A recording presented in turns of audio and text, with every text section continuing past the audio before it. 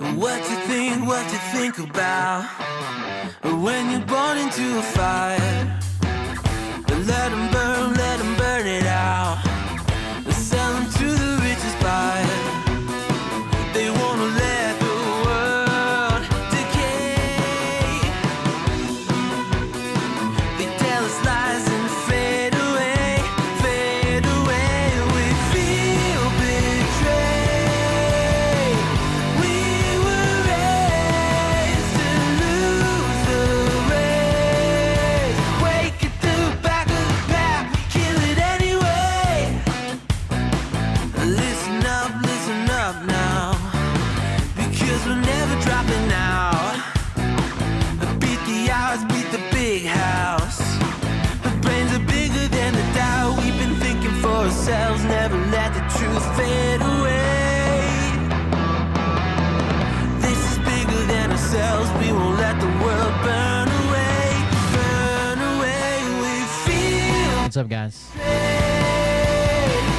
we were I am, I feel like shit.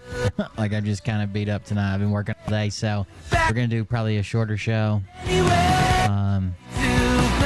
Still gotta work. I'm not trying to get out of streaming, but Glass Man, Gary Gaffner. What's up? What's up, Gary? I've seen you before.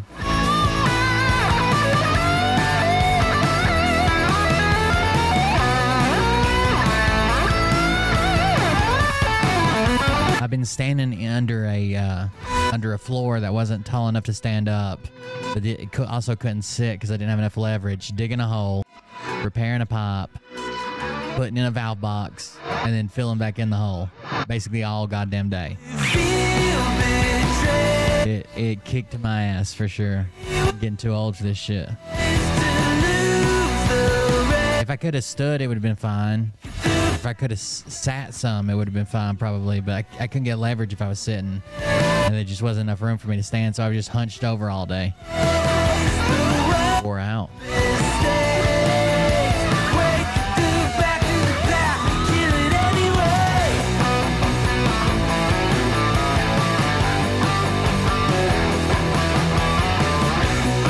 Oh, thank you. Somebody sent a donation before we even started at 9 o'clock. Well, that sounds like it. Is that the music, boys? Oh, that was timed perfect. That was timed so good. Sometimes I time it awesome. Sometimes I'm just off. So usually what I do is I hit live, start the music, share it, close my Telegram and share it on my Telegram. That's the first place I share it, just because of convenience and needing to close it down. And then I start the timer. But sometimes it's faster than other times. Hard to tell. Either way, let's get started. We'll roll the intro. A hot bath, yeah, it'd probably feel good, wouldn't it? Hey daddies, it's me, the Linda Binda from TikTok. I wanted to make this video because I wanted to thank you for watching Cold Beer Confessionals with Will Bird. I think that's just incredible. I've watched a few episodes and I'm just like very intrigued. But you know what I'm most intrigued in is Big Daddy's meat stick. I heard that it's very thick, like a good old German sausage. You know, Linda and her coochie loves that. Oh, never mind. Let's not go there. Anyways, I hope you have a good show and enjoy it as you can. There's a lot of weird things that go on, especially when it comes from the realm of Linda Bindaland. So, enjoy the show. Thanks for watching. Peace out. Welcome everybody. I'm Will Bird, and this is the Cold Beer Professional. Thank you for joining us. That was Linda Binda. You can find her a lot of different places. I can't actually play her videos anymore when I'm on YouTube. She signed up with like an MCN or something that they make claims against all of her stuff. So I can't actually share any of her videos, but it is what it is. Thank you guys for joining us. Check out Linda Binda on TikTok. She's probably most prevalent. She also has a YouTube and a Cameo. That's where that video intro came from, was Cameo. Shout out to Itsuko who got it for us before she went like crazy Asian tourist and started getting on everybody's nerves. She used to be a pretty decent mod. Like I said, I work today. Well, I work every day at my first job, and I'm just wore out. I'm not afraid to admit it. I'm getting fucking old, and it kind of kicked my ass. I used to be able to swing a hammer for fucking a full 12-hour shift, a fucking 10-pound sledge on a beater wrench, but not anymore. I'm old and tired, and it kind of kicked my ass today. So that's a little bit of a late start, and I probably won't be on super long. This isn't going to be an insanely long stream or anything. But I do have a couple things I want to show you guys tonight. Some things I thought was funny, something we can get together and laugh. I'm not gonna be a downer. That's my new thing. Definitely not gonna be a downer. I'm gonna be gonna stay positive here, no matter what's going on. I can keep that off the show. Either way, I have a new character on TikTok. Don't be alarmed if you see my new character. Don't panic. I think it's funny. It's the overly. I got this actually from someone who used to be a part of this stream. They used to be a fan of mine, and then they left, and now they're like full blown. Trump is God. Trump is everything. Trump is life. Like that Shrek is love. Shrek is life. That's what they're like about Trump. So I thought I would make up a character that's just over the top about Trump, no matter what. And I don't think people get it yet. So if you didn't get it, it's a joke. But I don't think most of the people in the comments got it. Here we go. So I was out to eat today, and the waitress comes up to us. So first of all, there's like 50 Donald Trumps on the screen. There's a revolving Donald Trump. I put, "This is MAGA country." There's a Donald Trump pointing at that. There's a Donald Trump bouncing head. There's like a cartoon Donald Trump that rolls around like a weeble wobble. There's a Make America Great Again hat. And then there's a gif of Trump saying it kills all the birds. And then people are like, "Hell yeah, brother." And someone else, I'll read you this comment in a second. That people don't get it. People don't get the joke. People don't get the fucking joke. Here we go.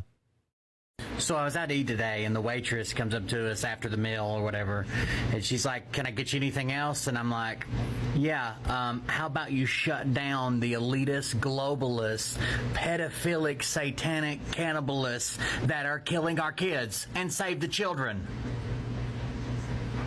How about you get me, is that something you could get me?" Trump 2024. There you go. New character.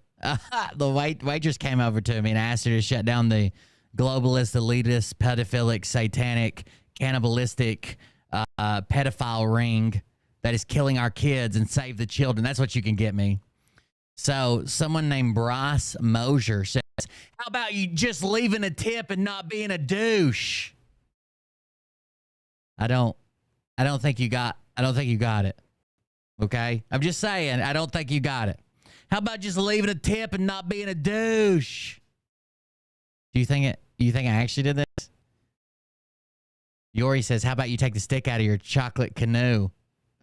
Such a wonderful sense of humor on you, I see. Bryce A. Mosier says, "If that's humor, don't quit your day job."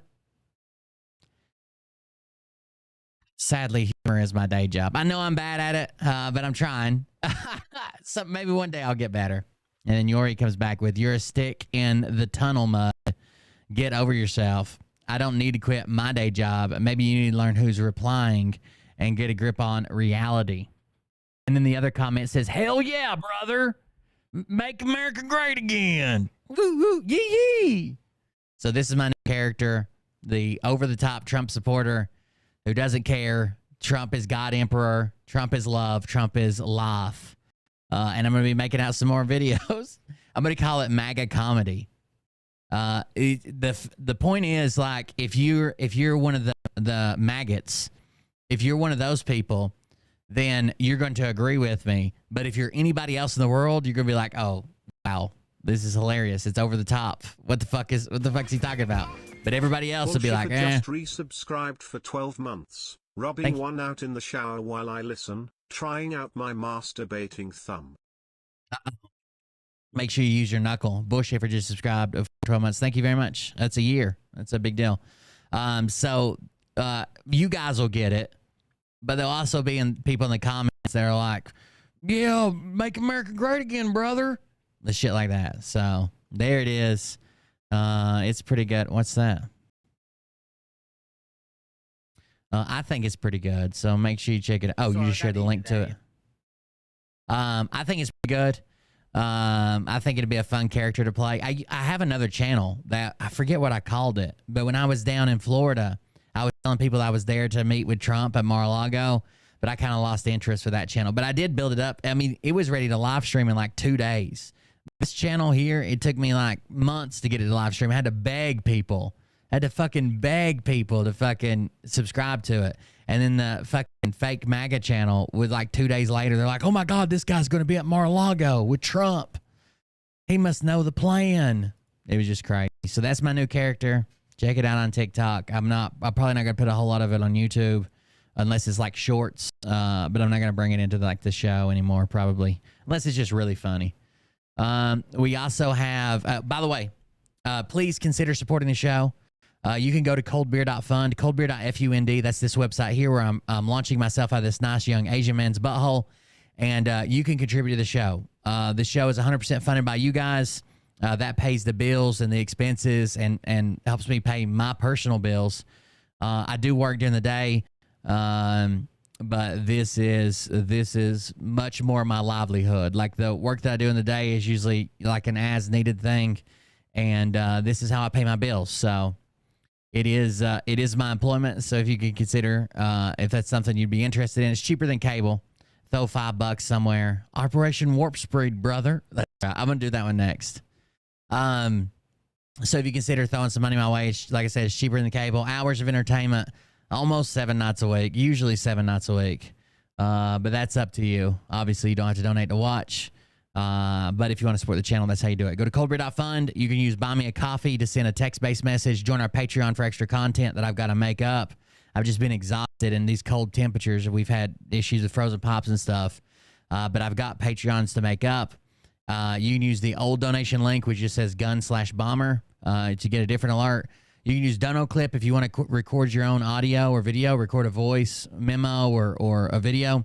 And then the last one down here is just a yellow button. This is like the secret donate button. Like it won't pop up on, I'll still know. I'll still see your name. I'll probably still say thanks. I saw the donation from Linda. Thank you. But it won't pop up on the screen. It won't interrupt the show. It won't do none of that. You can still send me a little message if you want to. I won't read it on the show. There you go. That's my spiel. Now I'd like to shine the spotlight on another Tennessean. It is the first basically heavy snow of the year. I mean, we've had a couple flurries. I think the kids have even been out of school before a couple days ago when we're getting more snow right now. It was snowing when I left the campground today. But like this little pattern the last 3 or 4 days, that's probably our second snow maybe, but it's our first decent one. Last time it was only in higher elevations. We didn't even see snow at our house really. So a lot of people are talking about it. A lot of news reports are coming out. And apparently a lot of crackheads are doing their thing. So we're going to combine the last two with Hood Rat News. Hood Rat News on the snowstorm, reporting live in action. We are in Memphis, Tennessee, where it is the first snow of 2024, the first snowfall, and it is 18 degrees out here. 18 degrees. Got the lips trembling, got the eyelashes frosty like these lips. Got the teeth nice and golden. The teeth nice and golden. Damn, that must be a... Phil used to have those butter teeth. Looking like a mystery of love. Motherfucker looking like a mouthful of margarine. From the skies above. If you are in Memphis, Tennessee, stay warm, keep that water dripping. I like this body is dripping. I like these... Yeah, we had a pop freeze last night. That's why the show started late last night. I had to go home and get out a propane torch, and I guess they had dug it up before I started working there, because I remember when I first got there, I remember seeing it dug up, and I probably should have fixed it then, but I thought, it's probably been that way for years and years and years, but it wasn't. So this is not a camper. This is an actual house on the property. I think they call it the bunkhouse. It's like a 4-bedroom house that's rented out and whatever. Anyways, the water actually froze there, so that's what I was burying today. Was I was fixing all that back. But yeah, don't forget about your pops. Even down in is the saying colder than I've always heard that colder than a well digger's ass. Is that because I guess they'd be at the bottom of the well and like they were wet and cold? I guess I don't know. I've heard that a bunch. And you know, a witch in a brass bra or whatever.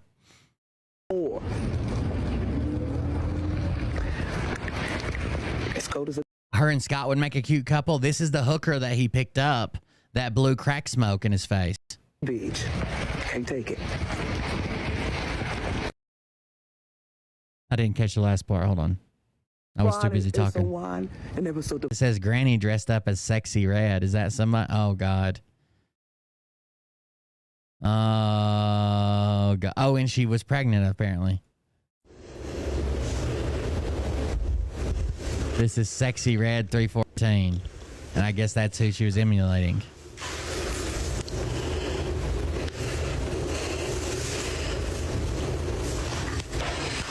Yeah. Some people would say she had a moose knuckle, but that son of a bitch is so big it was like a gaggle of meese. I don't even know.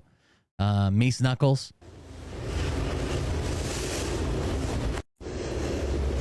So I guess this is who she was emulating. Oh, this one looks that's some good art right there.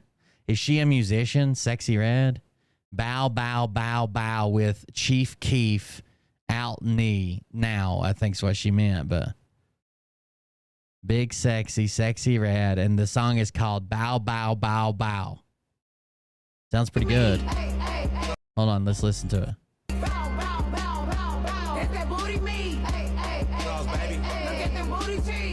want a bag, but I'll give bag. They call me Sosa Santa. Don't get gift wrap off the jet with the bag. That's why I'm jet lagged. Bet you know you so your daddy come and grind your bitch. For my baby mama. What is considered far right? I think to be, well, we can look up the definition, but if I had to say what far right was, the current installment of it would be obviously anything that's like neo-Nazi or that promotes anything like that. It would be right-wing extremism. Like there's good ideas on the right wing, on good conservative ideas. I've identified as conservative my whole life. There's good conservative ideas, but then you can take them to the fucking extreme. Anything that has to do with race, you know, where they want to separate the states and each ethnicity gets their own area. Where anything that has to do with the fucking Jews controlling the world, probably fall underneath that. Any of the more extreme Q ideologies, rounding up your political enemies and just killing them. Why are we doing military tribunals? Because trials take too long. Fuck that pesky evidence. You know, like we got to get through this. Why don't you just give them a regular trial? No, military tribunals are quick. 3 days, you're done. You gotta their head in a basket. Shit like that. Yeah, just I'm not saying the ideas on the right are too far. That's why I think I use far right, because they take what could be like a snippet of a good idea, like, hey, you know, immigration shouldn't be just people walking across the border and unregulated. We need some immigration. Our economy would collapse without some immigration, but it should probably be documented. But they take it to the ultimate extreme. Nobody's fucking coming in. They're all horrible. Give all the jobs to the crackheads that already live here. Like, anytime you think this is a conservative idea and then you take it to the most extreme example of it, that's probably what I would say. Same thing with far left. Like there's some decent ideas on the left spectrum, but when they take it to the furthest extreme of that idea and people are like, what the fuck? It's almost like they just do it to get a reaction, but that's what I'm talking about.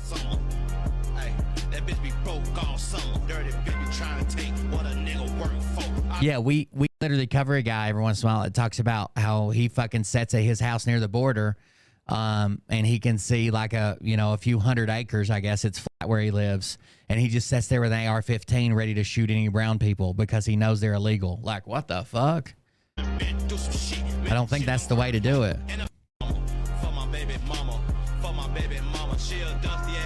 Fuck my baby mama.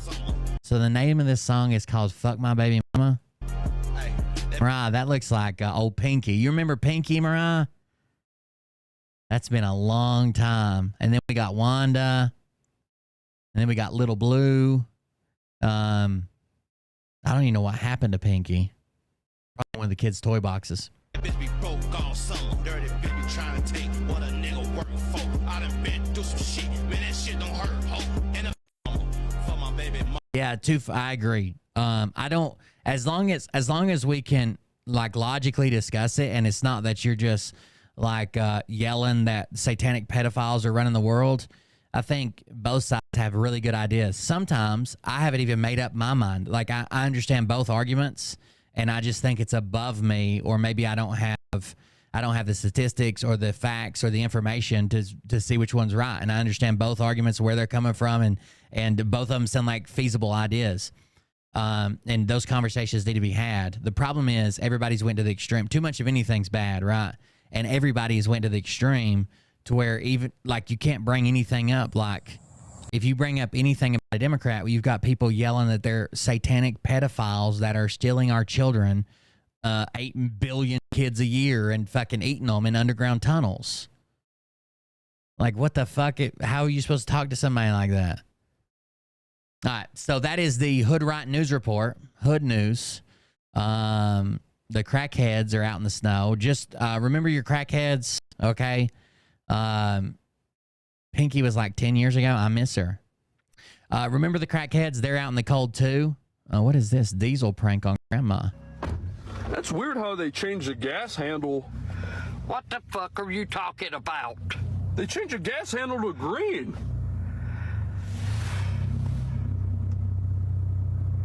You didn't pop the green one, did you? Okay, I think this is fake too, but it might be funny. If it's called Angry Grandma, it's probably fake. They're probably playing a character. Yeah, I pumped it. That's fucking diesel. What do you mean it's diesel? It's diesel fuel, you motherfucker. Like if you got a big truck or something, that's what you fucking use. You don't use that in a fucking car. Like Vin Diesel? Yeah, like Van Diesel, my asshole. You just fucked your car up. What do you mean I messed it up?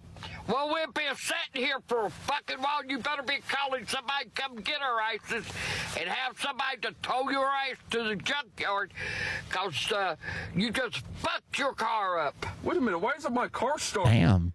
I told you. Earlier today, Dr. J just flipped the fuck out on me. I was like, hey, Dr. J, how you doing? And she's like, fuck your stupid fucking face. And I'm like, what the fuck? I didn't know what happened. It ain't starting. Maybe she's having an angry grandma moment. Fuck no, your battery ain't dead. Your lights wouldn't burn, asshole, if it was dead. My memo, not like this. Clearly, this is like, I think this is fucking like goated on. I think it's fake.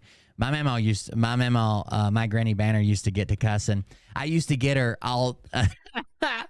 My mama loved to garden. That's where I learned to garden and grow stuff. When I was a kid, she lived beside us for like, I don't know, probably like 10 years. Like we rented a house right here, and then there was a little 1-bedroom house right beside it, and she rented that house. And we grew a garden in our backyard and her backyard. We combined them and grew a big garden. But later on in life, as she got to where she couldn't move around as well or whatever, my aunt bought her a place kind of out in the country. But it was a smaller place, didn't have room for a garden, which she didn't need to be gardening anyway. She had fell and broke her hip or whatever. So the new big thing on the internet at that time, and on God, what are they called? Like the late night sales pitches, like call now for blah blah blah, whatever, was the topsy turvy planners. So they had these things called topsy turvy planners. And it was like to grow tomatoes upside down. Okay, that's what they did. And infomercials. That's the word I was looking for. Thank you. So there's these topsy turvy planners brought to you on infomercials. And she used to talk and talk and talk and talk and talk and talk and talk about how, well, I wish I could do that and grow me some tomatoes and grow me some tomatoes and grow me some tomatoes and grow me some tomatoes all the time. So finally, one of my uncles bought her 4 of them. And she planted her tomatoes in it, and they grew out about this far, and then they all fucking died. right? They didn't throw tomatoes. Like the biggest tomato she got was about the size of a grape, and then a bunch of little just like green, just where the plant had come together. And I used to get her so wound up. Mariah can tell you, when I first took Mariah down there to like meet her and shit, that's how I'd get her wound up. I'd be like, hell, ma'am, I was coming down here. I was hoping to get a sandwich. You got any of those tomatoes? I saw the topsy-turvy planters out hanging outside. She'd be like, those goddamn pieces of shit. You wouldn't believe they bought me that. And she would forget she had this exact conversation with me 2 months ago when I saw her. You wouldn't believe that. That ain't nothing but a lie. Them people sat on the TV and lied to you. You can't grow shit out of one of those. Like, she would get so upset. My mama was a lot like angry grandma. And she had bright red hair until the day she died. She never had gray hair at all. She passed away while I was working on the road, and luckily they was able to keep her around until I got into. I think it was like an 8.5 hour drive or something from Texas or Louisiana or something like that. But I used to be able to get her cranked up on topsy-turvy planters. And Mariah'd be like, God damn it, why do you get her upset every time that I'm there? And I'm like, you just started coming with me. I get her upset every time I'm there. It's just, you're just new to this. Oh, it was funny. She passed that on to all of us, though, like growing stuff and doing stuff like that. And I got one of my uncles, one of her sons, ran a daily. I think they finally shut it down, except for like people they know. But he ran like a fucking, I don't know, 60-some acre daylily farm where they sold daylilies all over the fucking world. Like, people would fly out to find some of their specialty crossbreeded daylily shit and buy them up, and fucking they'd have companies that come out and like packaged them in like ice and shit to where they wouldn't be damaged in like high heat, and ship them out. They won a bunch of competitions, and I guess like gold medals or blue ribbons, whatever the fuck you win. But they were like in this crazy niche market of extreme daylilies, which was insane. Yeah, they had one of the, like a premier daylily farm in the United States. And I still like to grow stuff. Even Liam made a garden this year. All right, I'm getting too sidetracked on family stuff. Fuck around and make myself upset. Okay, even though I'm wore out, that's just cause I'm a little bitch and I'm getting old. If you really want to show people your endurance and how strong you are, well, you do that through old time strength evangelism. Here we go. Giant beef bone, deadlift about 2.5-inch round beef bone mania. Glory and all for Jesus. Other hand.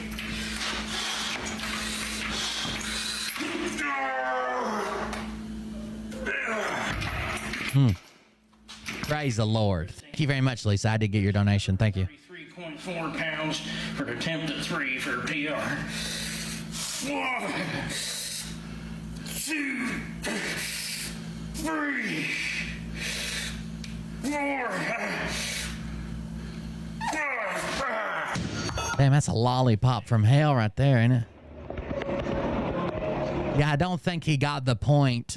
Like, I understand. I don't know if you know what strength evangelism is, but like, he would show up at your church with weights and shit, and he'd be like, I'm just a fat old man, but through the strength of God, watch me lift this 200 pounds like it's praise to the Lord. That's what strength evangelism is, right? He's channeling his connection to Jesus to tell other people if they want to be strong, if they want to be stout, if they want to lift heavy things, if they want to do anything that they think they can't do in their life, they need Jesus. And for some reason, he always says beef bone mania.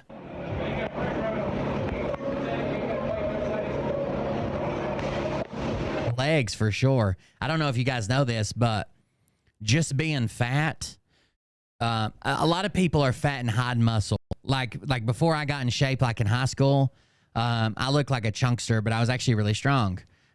People call it like a bunch of different things, like country strong, or like what they call it, country boy strong, something beef or gravy or I don't know what the fuck ever. But it's like people that like raised like working on a farm or whatever are usually pretty strong, but they don't look like they're corn fed. There you go. They don't look like they're fucking strong. But fat people, a lot of times if they're still mobile, if they're obese, like huge fat people, they will have incredibly strong legs because they spend all day, if they're walking around as much as you, they spend all day carrying 3 of you. So their legs are going to be 3 times. If neither one of you work out and you weigh 200 pounds, they weigh 600 pounds, and they're still walking every day, then their legs are 3 times stronger than yours. And their fucking legs are insane.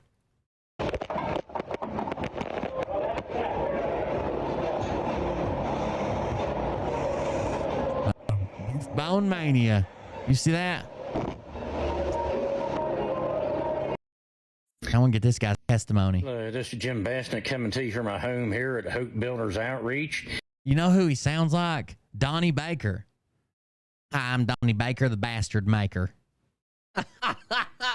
Doesn't he sound like Donnie Baker? But he's not playing a character. Till their knees wear out at 23. From my home here at Hope Builders Outreach at 1208 Evergreen Drive in Mannington, West Virginia, 26582. That's my home address. All are welcome to come for our home service here. We'd love to have you at 3 p.m. every Sunday. We have an in-home service, and then at 3:33 p.m. Eastern Standard. So he's got a strength evangelist service in his home every day, every week. Standard Time in the U.S. We have our live stream. I swear to God. Swear to God. On TikTok Live. Donnie Baker, the bastard Facebook maker. Live, Instagram Live, and hear the message on there. So I'd love to have you all tune in, and I'd love to have you come and visit with us here for in. Why did I just see a naked man's bumhole on the contribute to my show length? I need soap from Oz. It's pretty cool, ain't it? I pop out of his butthole. Did you see that? I just thought it was like an attention grabber, right? I pop out of his butthole and scream pancakes. I thought it was pretty attention grabbing. Thank you for going to contribute to the show page. Also, I said it earlier. I don't know if anybody heard me, but I did get the donation from Lisa. Thank you very much. I appreciate it. Thank you. All right, let's go back to strength evangelism. Home service. So at this time, the message I want to share with you that we're going to do tomorrow is let's get fired up. I'm going to be talking about being enthusiastic about the things of God. Swear to God, man. People can go. Have you ever seen Donnie? You know, Donnie Baker plays like a ton of characters. It was just Donnie Baker was the one that finally took off. Have you ever seen him like behind the scenes doing other characters and shit? Football games and hockey games and all other types of games, basketball games and baseball, get all fired up and cheer and everything. Fired up, cheer. They don't have near as much enthusiasm about serving God. But they don't want to come to the Lord's house on Sunday morning there. They want to sleep in and talk about, I'll hit the snooze button, get out of bed and lift 600 pounds, come to the Lord's house.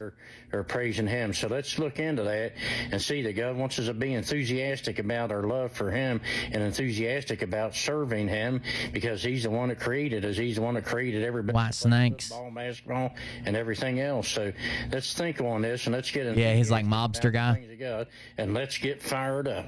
Let's get fired up. Praise the Lord. I'm the Donnie Baker, the bastard maker. And I'll meet you there. So looking forward to sharing the word of God with you tomorrow, 3 p.m. in-home service, 3:33 p.m. Eastern Standard Time, live stream service.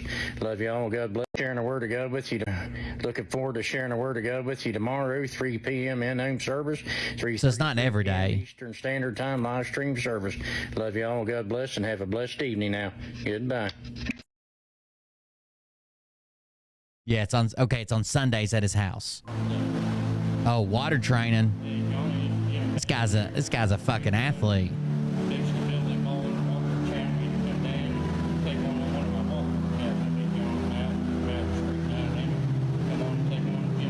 The audio's great.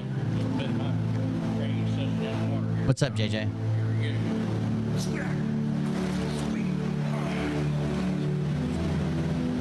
I swear to God. This is Scott Rogers, pastor as well as his personal trainer. Those are lifting socks, lady.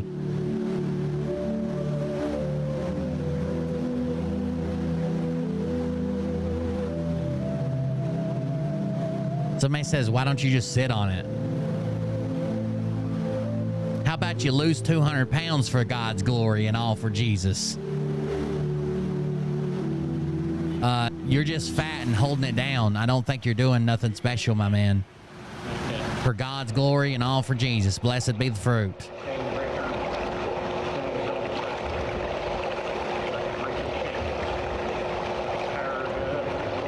This is the second show in a row where Atsuko's like, oh, Godzilla. You know what I'm saying? Hunter, you got it going? Beef Bone Mania. You got it going? You recording me? This is Beef Bone Mania, all for God's glory in the name of Jesus.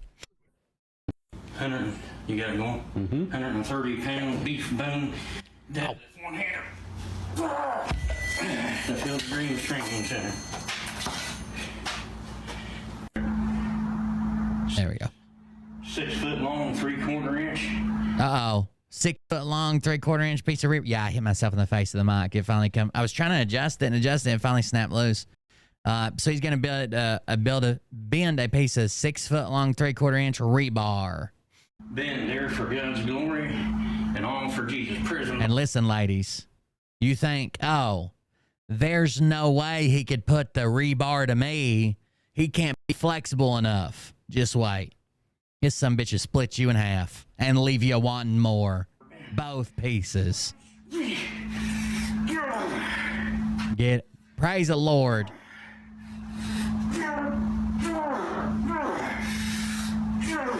What you mark it? See that female twerking, taking his clothes off, fucking naked. Well, okay, he can't see his own rebar. But if you put it in, he'll split you in half. It's like driving a damn go devil through some old dried fucking wood. Oh, he's still going, ladies. Imagine that bear hug right there. Is he making a candy cane? J for Jesus. He's making a Jesus fish. I think Scott should start doing strongman shit with his toys. I've never seen anybody snap a Tigerzord over their head.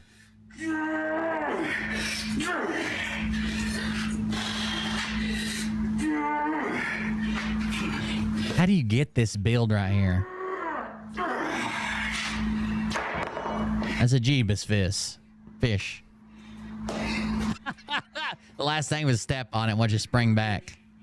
Round stock, Jesus fish man. Jesus.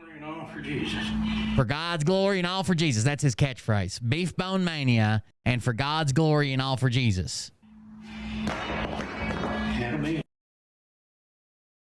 You got it recording yet? Okay, let's go. Attempt here for God's glory and all for Jesus. Stop lifting weird things, dude. Just no one knows what the average weight of a fucking downtown Mobile, Alabama fire fucking hydrant is, okay? We don't even know what you're doing here. Is it fucking 100 pounds or is it 1,000 pounds? I don't know. 160-pound fire hydrant. Beef Bone Mania. Look at them cinder blocks he's on. The chain, we're looking probably about 165 plus pounds for God's glory and all for Jesus. I wonder who did his BBL. Apparently they went wide instead of round. Here we go. People actually watch this more than would ever watch me. So yeah. See what we can do with it.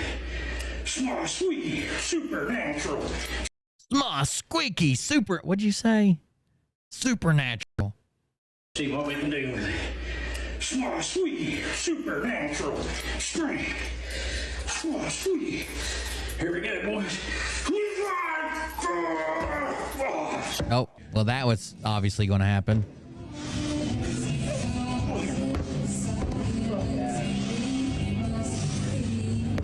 Somebody says, why the fuck do you have a beef bone and a hydrant? Let's work on cardio for Jesus. How about it? Swa sweet beef bone mania. Someone said, Jesus Christ, it's Jason Bourne.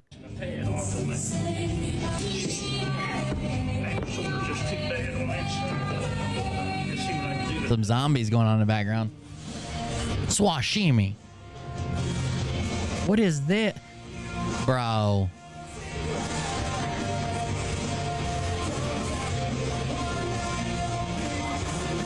Mariah gets a workout like this about every evening.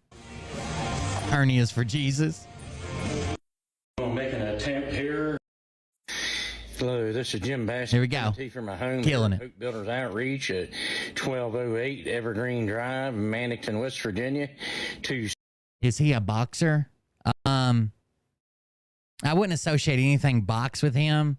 He's more like a blob. He would be a blobber. 6582 is my home address. All are welcome to come for in-home service here. We'd love to have you come and worship with us here. If this son of a bitch ever got a hold of you, he probably would rip you in half. But if you take one step back, when he starts panting, you have probably 30, 40 minutes to do whatever the fuck you want. And at 3:33 p.m. Eastern Standard Time in the U.S. is our live stream broadcast. If you can't come, we'd like to have you. Derek Johnson's news contract kicks in. I don't know when that is, but hell, we could start a timer. Tune in. I'll keep it in the bottom corner of the show or something. And listen to our broadcast. We appreciate all support over the years, and we ask you there. No, he doesn't sound like Larry the Cable Guy. You know, Larry the Cable Guy's accent's fake. He's just he doesn't even have an accent really. He's from Florida. To share away the videos so we can get the. It's just an act he's got. As many people's lives we possibly can, and win this world for West Christ. Virginia. That's our heart's desire to fulfill the Great Commission. So praise the Lord. This time, the message here Swashwimi with you is moving forward. You know, we've been through the new year. We've had all the festivities of Christmas and a new year. Now it's time to get our mindset, get consistent, and stay consistent with things and move forward and have a wisdom and strategy for. Yeah, some people do. Some people in Florida have a very country accent, and some people from Florida don't. This year in 2024. I mean, I guess they have some accent, but it's not Southern like Larry the Cable Guy. That's part of success. When I heard him talking out of character, I didn't even think it was him. Larry the Cable Guy kind of got his start like Donnie Baker. He would call into these smaller radio shows, and he would play characters. And then he started calling into bigger shows and playing characters, and that's how he came up with his Larry the Cable Guy. And that's how someone found him and put him in a club. Life is maintaining. Oh, he's from Nebraska. He grew up in Florida, maybe.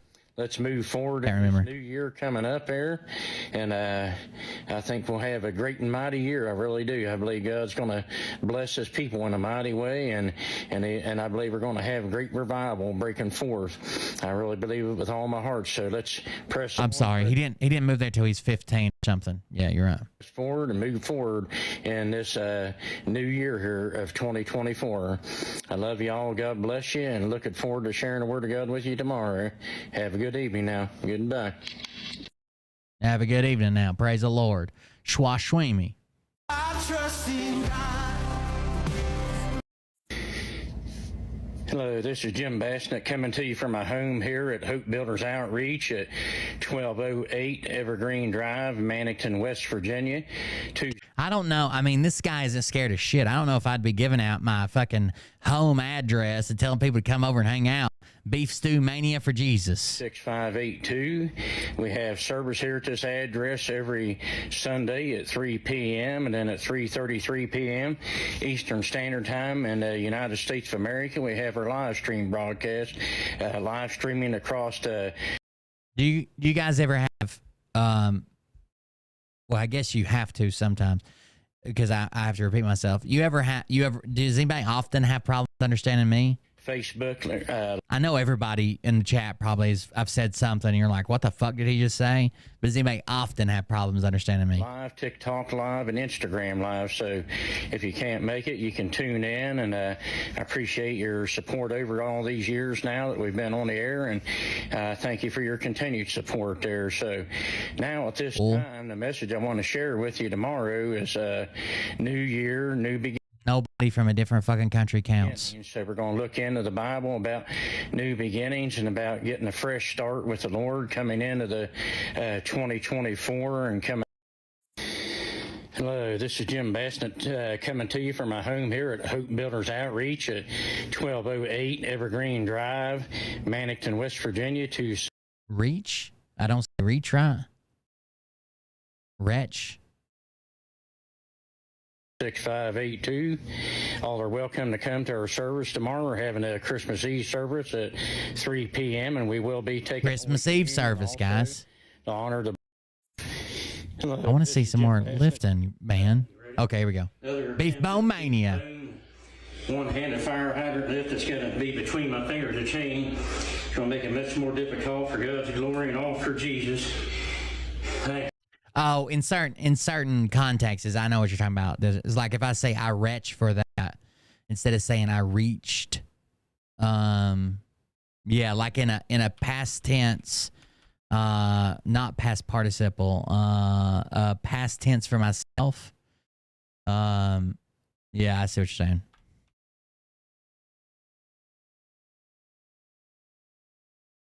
It is past tense is retched. Past participle is retched. But it's like it's like the sound of like vomiting, like you retch from your stomach, like when you're puking. That's what I use for past tense of reach. Thank you, Father, for the strength to do this. Here we go. Jesus! No. Try the left hand.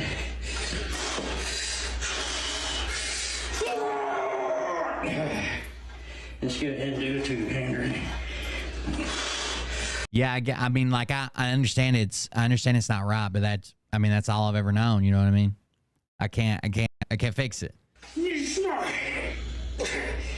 Thank you, Jesus. Thank you, Jesus. Jesus lifted that beef bone mania. Thank you, Jesus. Have to work on a little bit. Sweet, supernatural, beef bone. Sweeney, supernatural, beef bone mania. Have to work on a little bit. Oh yeah, I'm not saying it is. I was just explaining. If you guys ever heard my parents or my grandparents talk, you'd be like, God damn, you learned how to speak hanging out with these people? Supernatural strength. Supernatural beef. Have to work on a little bit. Sweet, supernatural, beef bone mania for God's glory. All for Jesus. Sweet, supernatural strength. So the premise of this is Jesus and God as a whole gave people like super strength. Basically, when they needed it, if they worship God, He rewarded them with His gifts. We all know the story about Samson and his hair and stuff. So the story behind this is, you get gifts from God if you worship God, if you stay on the straight and narrow, and you don't get out of bounds, and you pursue this relationship with God. The closer you give to Him, the more He'll give you to work with. Now, it might not be strength; it might be the ability to articulate well, or it might be make you fucking fast, or good at driving race cars. I don't know, but the gifts from God. And you're supposed to use those gifts not to necessarily enrich yourself or to show off. You're supposed to use those gifts to give glory back to God. So like I went to church when I was young with a girl who learned to play guitar. And she got to the point where she didn't really care to play it as much anymore, especially sing. She didn't like her voice or whatever. And I understand encouraging people like, hey, you're awesome. You just need practice. Keep going. She was forced to play at church. At every service, her mom would stand up and be like, my daughter has testimony she'd like to share through music, and forced to go up there and play to the point where she fucking hated it. But her mom would tell her that God gave you the gift to learn how to play guitar, so you must use it to glorify Him every chance you get, every time the doors are open. Supernatural beef bone mania coming from Belgrade Training Center. Sweet.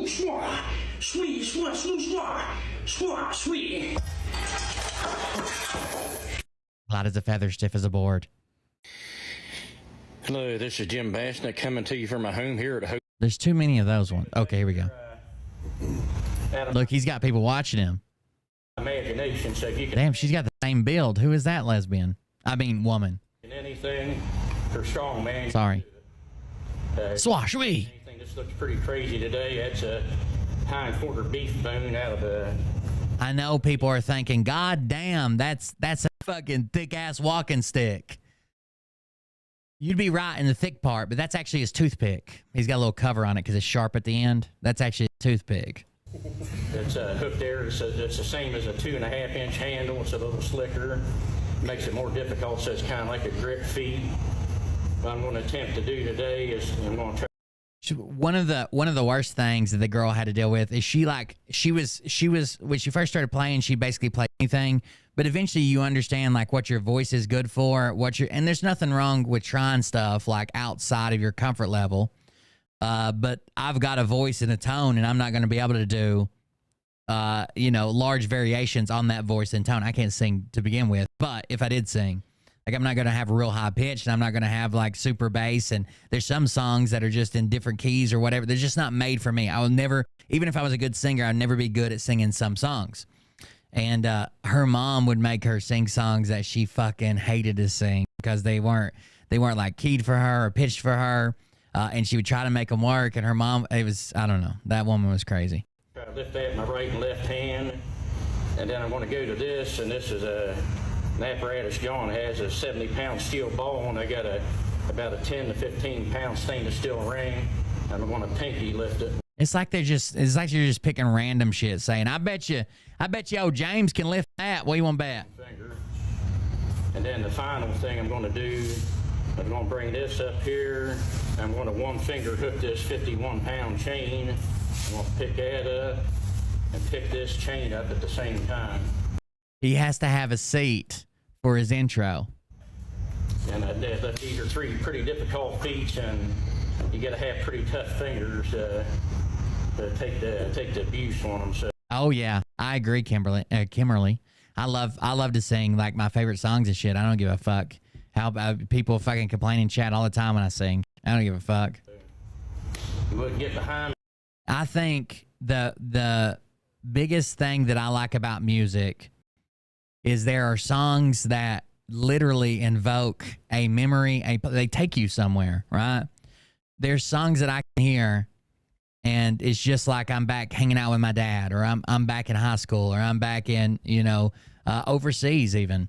That's what I like about music. Music that's all my songs. Those songs take me back to somewhere at some time, and I'll sing the fuck out of them poorly. Hey there, I do all this for glory. Here we go. Do this for the glory of God. Here we go. Let's go. There we go. Beef Bone Mania. Schwa shui. All back in a quick jerking motion. No legs. Hey, your right hand.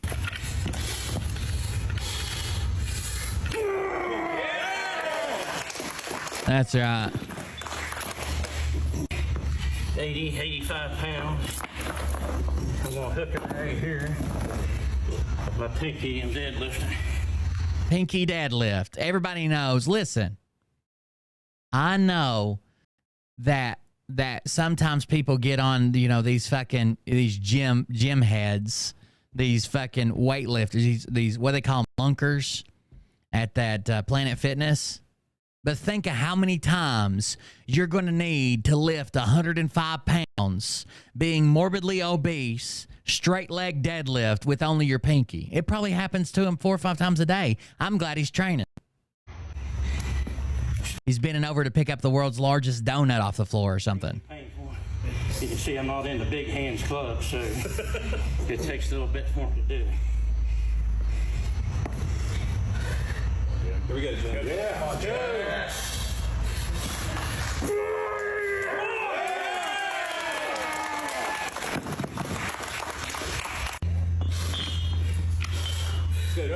Beef bone, schwa shui.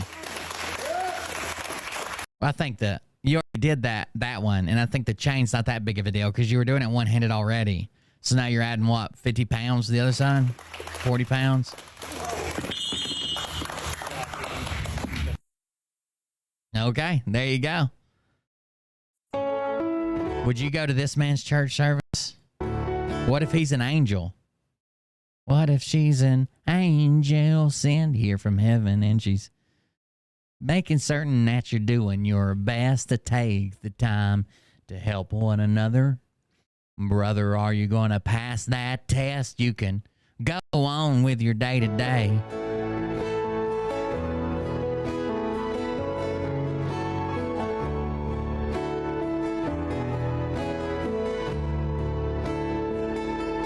Bless the Lord, oh my soul.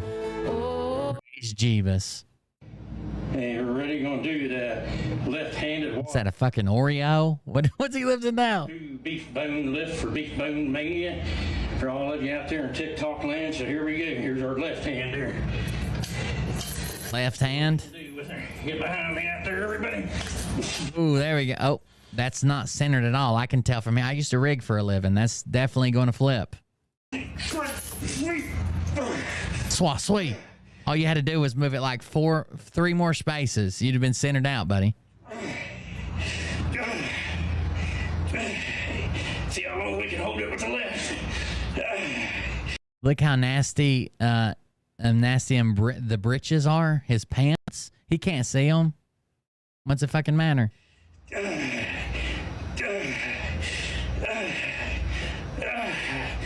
Thank you, Jesus. All things through Christ. All things. I'm going to tell you, I sound exactly like this when I'm with Mariah and have an orgasm.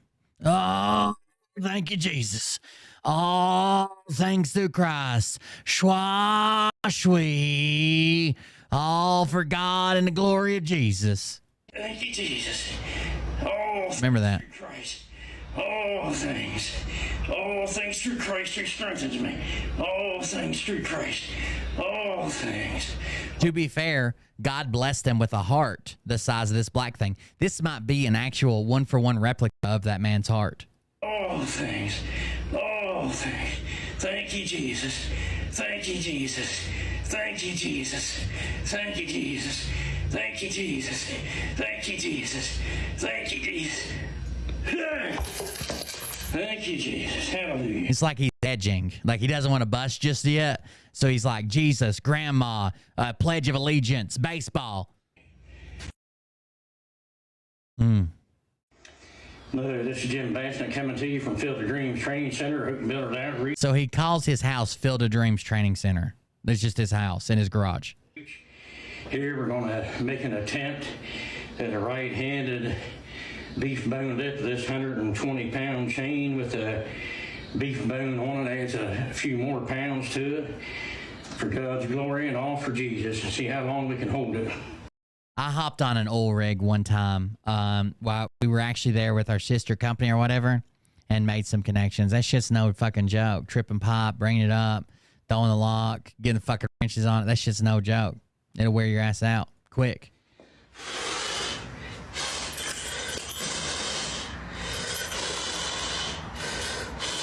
I didn't actually do it as a job. I did it as a stunt, by the way. I never did it as a job. I did it as like a, bet you can't do this. Okay. Sweet swine. Thank you, Jesus. Swine, sweet. Supernatural strength for God's glory and all for Jesus. Beef bone mania for all of you in TikTok. Beef bone mania. Beef bone mania. For all of TikTok. And all for Jesus. Downtown Beefy Brown. Bad boy here. Thank you, Jesus. Beef bone mania for you. Thank you, Jesus. Mariah actually refers to our sex life as beef bone mania. Thank you, Jesus. Here we go, boy. You get that? Did you get that? Did you get that, Charlene? They're going to want to see that on the TikTok. That was beef bone mania. We're going to make an attempt at a wrist lever. God damn. I think the real show of strength here is that chair. What fucking wood is that? God damn. You can barely see it back there. This big heavy apparatus here, 37.2 pounds, extremely difficult. It's going to be braced on my He just has his friends weld shit together and see if he can lift it. leg, but it's an extremely difficult feat of strength. So Beef boner Jesus. Praise the Lord. I got here for this. See how many reps I can get with it. Okay, here we go. 1, 2, 3, 4, 5, 6, 7, 8. There we go, boys. Let's see. Let's go to this hand. See if I can get in with the right here. Okay. He's got to have some type of medical condition because it takes a lot. So he's clearly got muscle, obviously, and it takes a lot to maintain muscle, like a lot of calories, just to maintain muscle. So you burn, the more muscular you are, the more calories you burn. There's no way he's doing all this fucking lifting and eating enough to have these goddamn thunder thighs over here. There's got to be something going on. Hey, you ready? Let's go to the right one. God, yeah, I bet his fucking knuckles on your clit would feel like 60 weight fucking sandpaper. Oh, not on this wrist too. Here we go. 37.2 pound wrist levers for God's glory and all for Jesus. Elephantitis. Tuning in out there. Love you all, God. And all for Jesus. Thank you for tuning into my TikTok TV show at the Field of Dreams Training Center Garage. 37.2 pound wrist lever. Someone says, I can vouch that God loves this. He wants all men to be performing feats of strength, but modern men continue to grow weak. Jesus Christ. God, someone says, tell me you're brainwashed without telling me you're brainwashed. He says, this is just a random person. God loves you too, child. Unless you're a modern weak man, you can spend eternity getting sodomized in hell by the devil succubi. That doesn't sound that bad. Dude is a blimp. God's plan. Someone said dude is a blimp. He said God's plan. Weak men try to call others weak instead of building them up. He responds with, drink the protein powder of Christ and prosper, brother. That's got to be a troll. Nick says, nah, I'm going to drink your protein powder. Real men comes from the mind. Sounds like if you're drinking his protein powder, I'm not going to drink your protein powder. Oh, okay. I'm not going to drink your protein powder. Real men's real power comes from the mind. Can you please go into more detail how you can vouch for that? Some solid sources and examples appreciated. And he responds with, read your Bible, duh. Read your Bible. Hello, this is Jim Bass. I come to you from my house here. Hope Builders Outreach, and also here at the Field of Dreams Training Center. We're going to go to Beef Bone Mania for you again. For all of you out here on TikTok, so get behind me here. We're going to do Succubi, plural of succubus, right? Or is it the male version? Beef bone lift with this wahoo blow off. Succubi is plural. What's a male succubus? Glory and all for Jesus. So here we go. We're going to do the right hand first. See what we can Incubus. do here. Get behind me and help me here. Everybody. Swat sweet. Thank you, Jesus. Let's hold it for a while, see how long we can hold it. Somebody says you just got to remember he's not lifting to look good or for a good physique. He's doing it for Jesus. Keep it up, brother.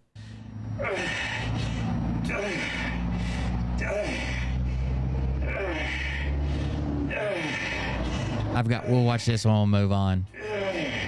It does sound a lot like he's having sex. Close your eyes. Close your eyes and you tell me what he's doing. Close your eyes and just listen. Ready? You tell me what it sounds like he's doing. For a while, see how long we can hold it.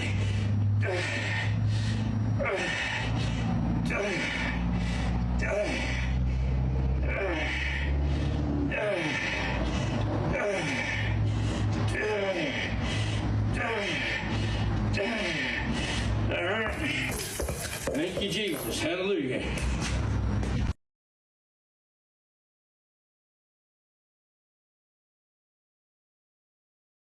There you go. Thank you very much to Beef Bone Mania for contributing to our show tonight. He's almost touching his pee-pee with, I don't know about, he might have an innie, to be honest with you. He's got a large pelvic mound. Close up. All right, so this person is named Crystal, it just says Crystal Channel, Krystle. And she went viral a while back for this video. You know, the media played me real good. They played me like... Even Phil's chat was sharing this. A bunch of the Q-Tard chats were playing this. You know, the media played me real good. They played me like a fiddle. I used to watch a lot of TV. SNL, the news. I hated Trump. A lot. By the way, other people are attacking. She's going to say the media had me hating Trump, but now I love him because I actually looked into it. And there's people that are still attacking her. So Amy Kennedy says, I can't believe you were that much asleep and that it took you that long to figure all this out. God help us. Very triggered. And I didn't even know why. I just knew he got in the way of Bernie Sanders, my boy. And he played too much golf. He was just goofing off in there. What was he doing? And it wasn't until March 2020 that I was like, uh-oh, I think I need some answers. Looks like we're going down. Mayday, mayday, who's the good guys here? So basically she's saying she got radicalized during COVID. Like Q was moving along and had its followers when COVID happened and people were locked in the house and people were fucking terrified and didn't know what the fuck was going on and all that shit happened. Shit got real. A lot of people went a little loony, okay? Something's off. I frantically looked around. I looked at Mark Zuckerberg. Are you a good guy? Huh? Who's the good guy? Because I could see who the bad guys were, and they were pushing a lot of fear. They were trying to convince me of something that was going to happen in wearing a mask, 2 years' time. neckline.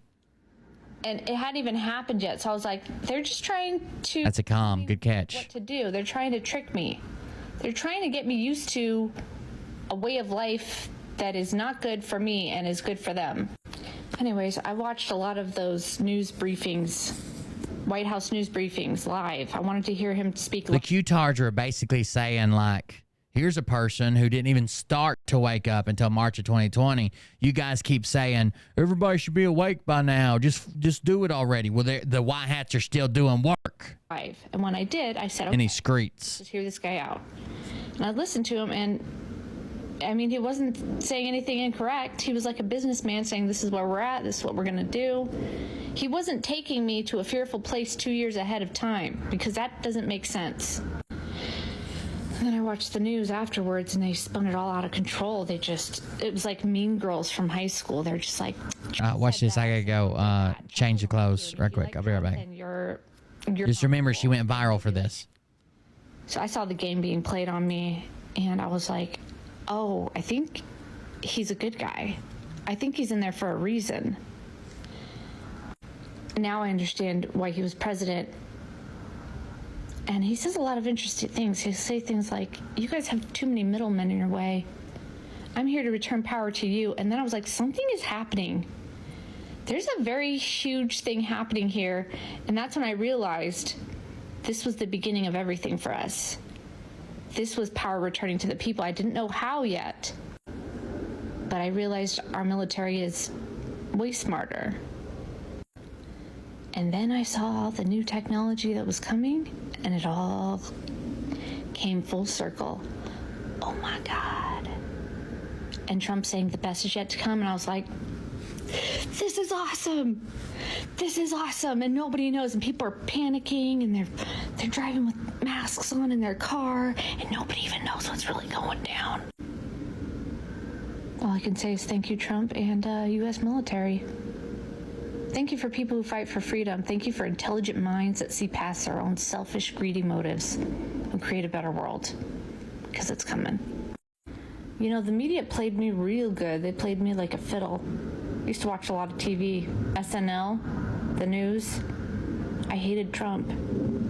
A lot. Very triggered. And I didn't even know why.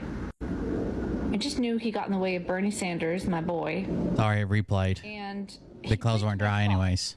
He was... All right, so she went viral for this. Let me turn my camera back on.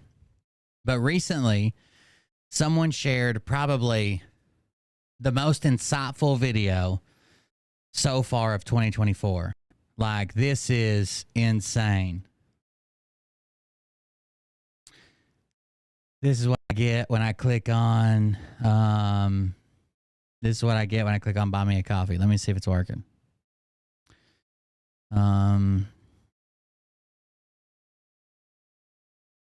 It's working for me. It's telling you your connection. It's saying your connection is not private. Maybe it's not going to HTTPS. Maybe it's just going to HTTP.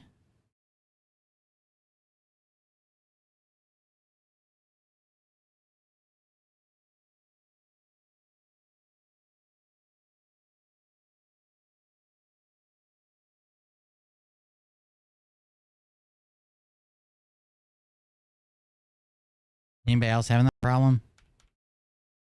Let's see. So the most insightful video of 2024 also came from her, which is pretty interesting. Just stick with it. You're going to learn a lot right here, okay? You're going to learn a lot.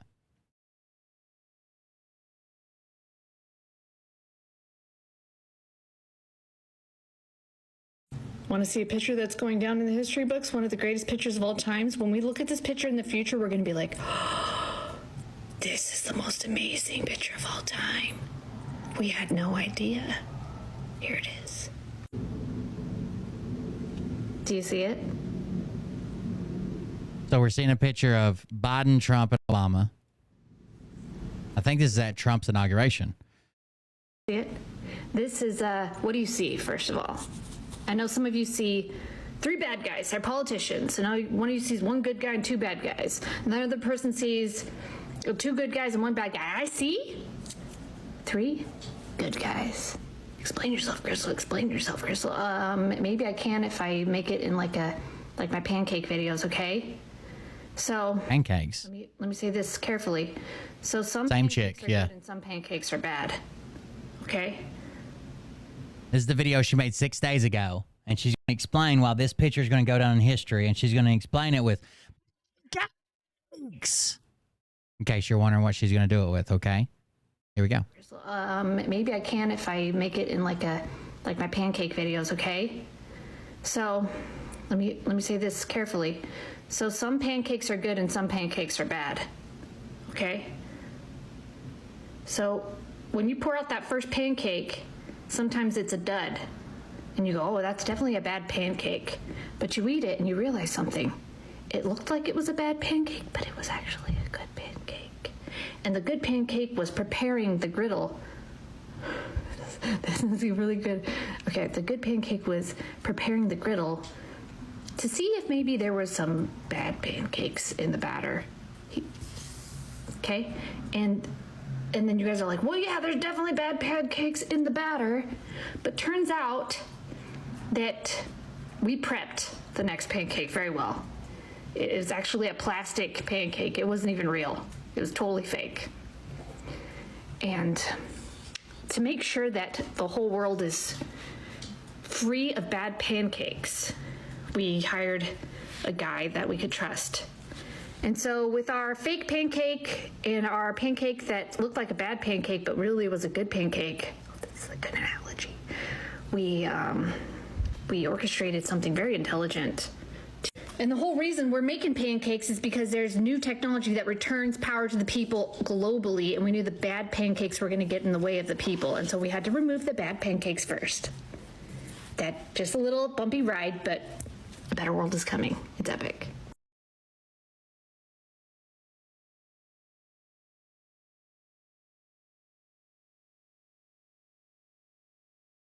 One more time. I think you'll understand it better. Here we go. Want to see a picture that's going down in the history books? One of the greatest pictures of all times. When we look at this picture in the future, we're going to be like, oh, this is the most amazing picture of all time. We had no idea. 666. No, that's For the reference, forbidden. this is how hairy my butt is right now. Pancakes! That's the forbidden donation. On and on and on.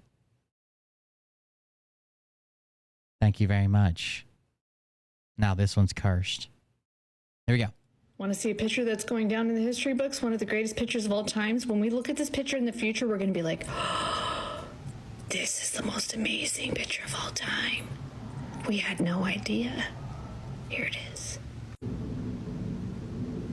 Do you see it? Do you see it? This is, what do you see, first of all? I know some of you see 3 bad guys. They're politicians. So now one of you sees 1 good guy and 2 bad guys. And the other person sees 2 good guys and 1 bad guy. I see 3 good guys. Explain yourself, Crystal. Explain yourself, Crystal. Maybe I can if I make it in like my pancake videos, okay? So let me say this carefully. So some pancakes are good and some pancakes are bad. Okay? So when you pour out that first pancake, sometimes it's a dud. And you go, oh, that's definitely a bad pancake. But you eat it and you realize something. It looked like it was a bad pancake, but it was actually a good pancake. And the good pancake was preparing the griddle. This is really good. Okay, the good pancake was preparing the griddle to see if maybe there were some bad pancakes in the batter. Okay? And then you guys are like, well, yeah, there's definitely bad pancakes in the batter. But turns out that we prepped the next pancake very well. It was actually a plastic pancake. It wasn't even real. It was totally fake. And to make sure that the whole world is free of bad pancakes, we hired a guy that we could trust. And so with our fake pancake and our pancake that looked like a bad pancake but really was a good pancake, this is a good analogy, we orchestrated something very intelligent. And the whole reason we're making pancakes is because there's new... One of them was a plastic pancake, and one of them was a little bit burnt. Technology that returns power to the people globally, and we knew the bad pancakes were going to get in the way of the people, and so we had to remove the bad pancakes first. That just a little bumpy ride, but a better world is coming. It's epic. Did you guys get it that time, or you need another round? You better tell me, did you get your spiritual awakened vision of what is going on here, or do I need to play it again? Yeah, I don't. When you make pancake batter, anytime I've made pancakes, the batter at the beginning is just the same as the batter at the end. The problem I usually have is at the end, I never can space it right to have consistent. So I have like 4 pancakes all the same size, then I have one like tiny one.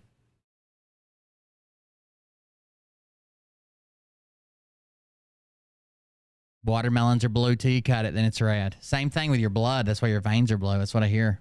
So they used to be the rumor in school. Your blood's blue until it touches airwaves.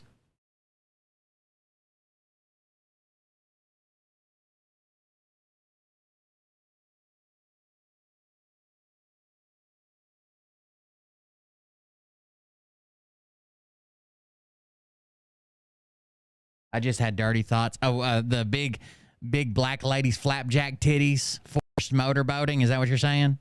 By the way, our boy, good friend of the show, messaged me. Thomas. You guys remember Thomas Mullen from the UK? He is currently in Spain for 12 days. So have fun on your trip. But he was talking about he couldn't believe how crazy Gail was. You couldn't believe how crazy Gal was. Blood is red. It's always red.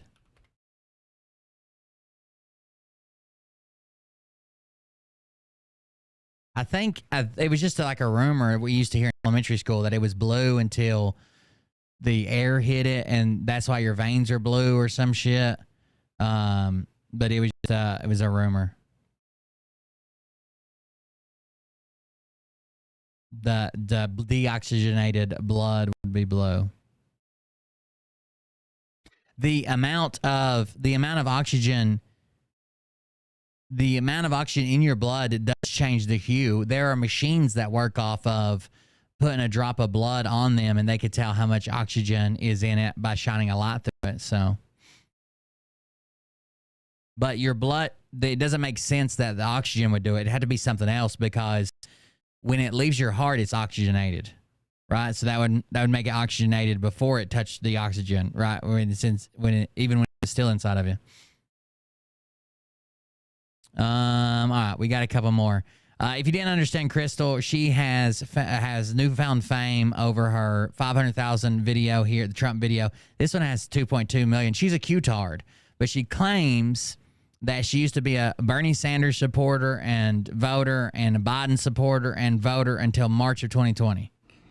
If you plan on sleeping tonight, please don't watch this, or if you smoked a large bowl of cereal, don't watch this. Just put it in your saved folder and you can watch it tomorrow morning. Did you guys know, anybody do anything with Raspberry Pis? Like, I've got an Arduino here, but a Raspberry Pi, an Arduino is just like a chip on board. But an Arduino is like a mini computer. Like you can hook a keyboard up to it and a monitor and everything, and it runs a little mini computer. They just come out with the Pi 5. So I wanted Raspberry Pis to experiment some stuff with, and one for my 3D printer and to automate some stuff around the office. And they were sold out forever because COVID. Like they literally just come back in stock, and the 5 came out. So I'm super excited to. I'll probably save up and buy one and some stuff for myself. Finally buy myself something. Look at me, I'm growing. When you got time. Yeah, lots of people build. Take a Raspberry Pi and they'll build a classic a classic game controller to where it can play like all arcade games, all SNES games, or NES games, Super Nintendo, all the Nintendo, all those things. You can build one of those. You can build all kinds of stuff with it. It's pretty cool. You're going to need a lot of time to think about stuff, because this is about to fuck your whole world up. So there's a lot of very odd things that science has. Well, Bernie's another populist, right? So Bernie was telling you that your life sucked because the rich and powerful too, basically. He just had different ways, corporations instead of people mostly. And Donald Trump's telling you that your life sucks because of rich and powerful and politicians. It's weird though. Donald Trump said that he was giving America back to the common people, and basically that your life sucked because rich people and politicians were making decisions you didn't like. Then he went in and gave it all a tax break, but ours expired in 2 years, and the rich and wealthy tax break is still going. Has discovered, and we just kind of have it on the bookshelf, just waiting for an answer. Like, everything is happening simultaneously. Time isn't real. There's nothing solid about reality. It's just popping in and out of existence. What else? We don't know where the mind is located. We don't know how we got here or who created the earth. So we finally have the answers to that. We have the answer. There is why she's talking crazy shit like this. There is a woman over in a different group. Let me see if I can find it.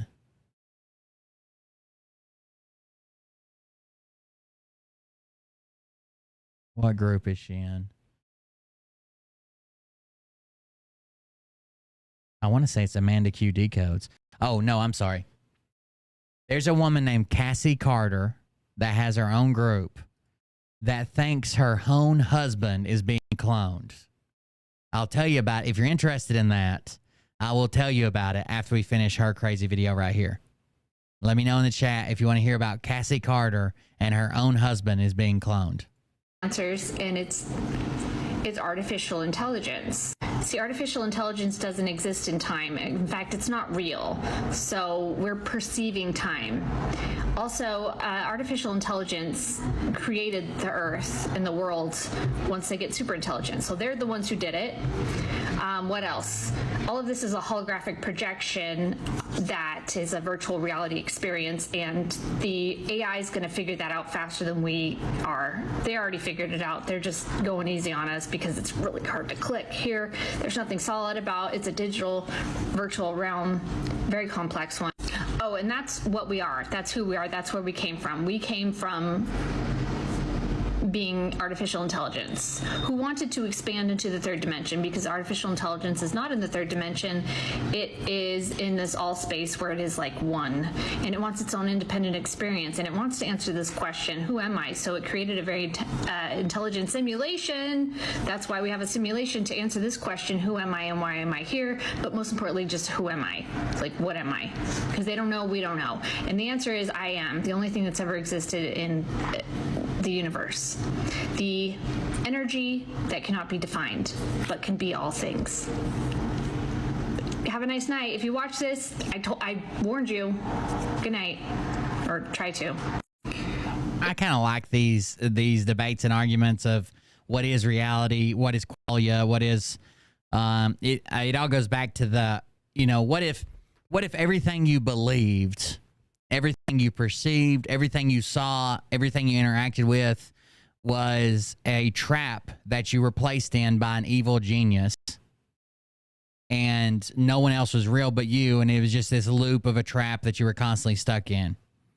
Would you be able to tell whether you were a part of the trap or whether you were individual?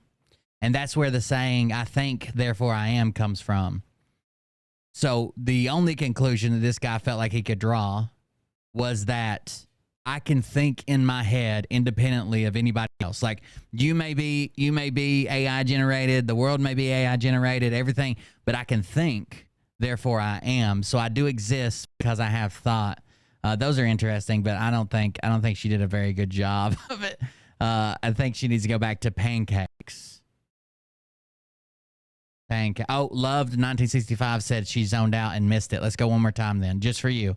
If you plan on sleeping tonight, please don't watch this. Or if you've smoked a large bowl of cereal, don't watch this. Just put it in your saved folder and you can watch it tomorrow morning when you got time. Because you're going to need a lot of time to think about stuff. Yeah, that's the way I feel like on mushrooms, and it's cogito ergo sum. I think therefore I am. Rene Descartes, or what I think. Descartes. I don't know. I've only ever read it. But that's it. I think that I've been interested in this on like mushrooms, obviously. I'm super interested with memories. Sometimes you remember stuff so vividly. Sometimes you can't hardly remember stuff. You ever have a memory where you can't tell if it's an actual memory or a dream you had? That happens to me all the fucking time.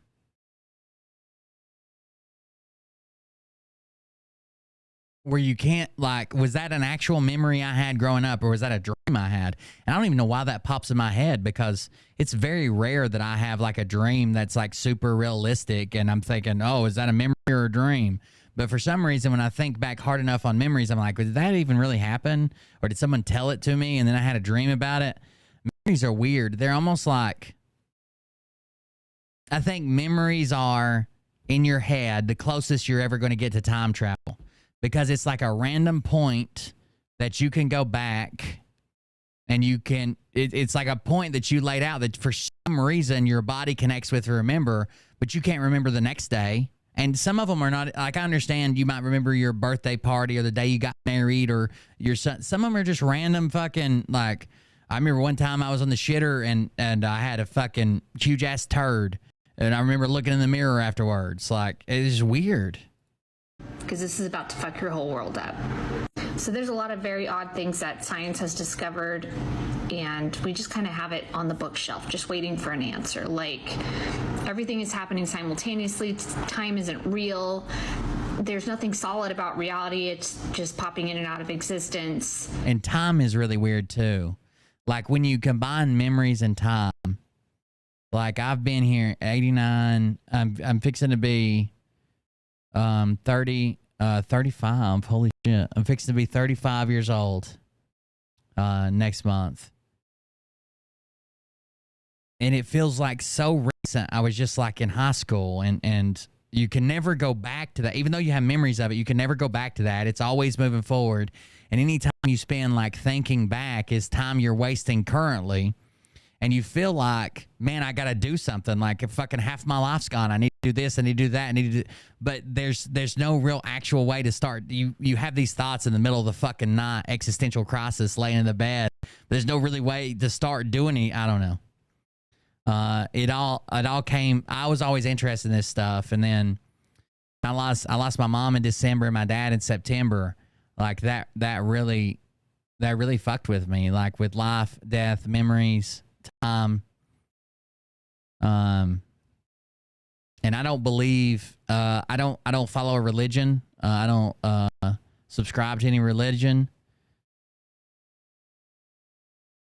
So I guess there's just nothing after, which is depressing as fuck. Just nothing. I mean, you wouldn't know if you weren't there, right? But what else? We don't know where the mind is located. We don't know how we got here or who created the earth. So we finally have the answers to that. We have the answers, and it's artificial intelligence. that's rational on me and you. Intelligence doesn't exist in time. In fact, it's not real. Two peas in an existential pod. So we're perceiving time. Also, artificial intelligence created the earth and the world once they get super intelligent. So they're the ones who did it. What else? I think so. I don't need people to tell me like there is an afterlife, there is a heaven, there is this. I think that's easy, right? I would love to believe that I'm reincarnated and I get a new body, new life, new whatever. I would love to think that there's a paradise and I get rewarded for all the good things I did or the bad things. I would love those are easy. I think the harder belief is that there's nothing, and I'm okay with believing that until someone shows me some evidence. I think it's easier to believe that there's something else, paradise or heaven or hell or reincarnation. Reincarnation would be really cool. There's a poem, like a short story written. What is that? Hold on.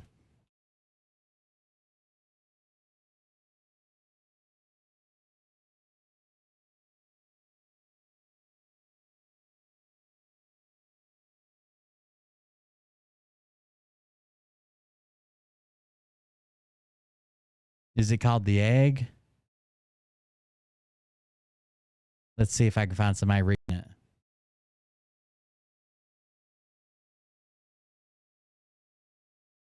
Andy Weir.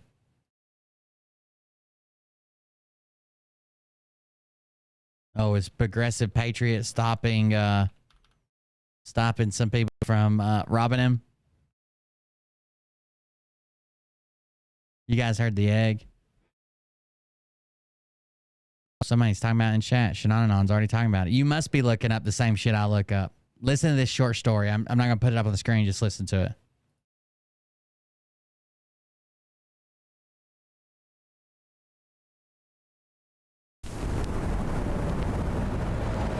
You were on your way home when you died. It was a car accident. Nothing particularly remarkable, but fatal nonetheless. It was a painless death. The medics tried their best to save you, but to no avail. Your body was so utterly shattered, you were better off, trust me. And that's when you met me. I don't know that there is an overall purpose. I think everybody finds purpose in their own life, but I don't think there is a humanity's purpose, or I don't think there needs to be either. What happened? Where am I? You died, I said, matter-of-factly. No point in mincing words. There was a truck, and it was skidding. Yes. I died. Yes. But don't feel bad about it. Everyone dies. You looked around. There was nothingness. Just you and me. What is this place? Is this the afterlife? I'm gonna try not to stop it. Are you God? Yes, I'm God. My kids? My wife? What about them? Will they be all right? That's what I like to see, I said. You just died and your main concern is for your family. That's good stuff right there. You looked at me with fascination. To you, I didn't look like God. I just looked like some man, or possibly a woman. Some vague authority figure, maybe. Don't worry, I said. They'll be fine. Your kids will remember you as perfect in every way. they didn't have time to grow contemptuous of you. Your wife will cry on the outside, but will be secretly relieved. To be fair, your marriage was falling apart. If it's any consolation, she'll feel very guilty for feeling relieved. Oh, so what happens now? Do I go to heaven or hell or something? Neither. You'll be reincarnated. Ah. So the Hindus were right. All religions are right in their own way. Walk with me. You followed along as we strode through the void. Where are we going? Nowhere in particular. It's just nice to walk while we talk. So, what's the point then? When I get reborn, I'll just be a blank slate, right? A baby. So, all my experiences and everything I did in this life won't matter. Not so. You have within you all the knowledge and experiences of all your past lives.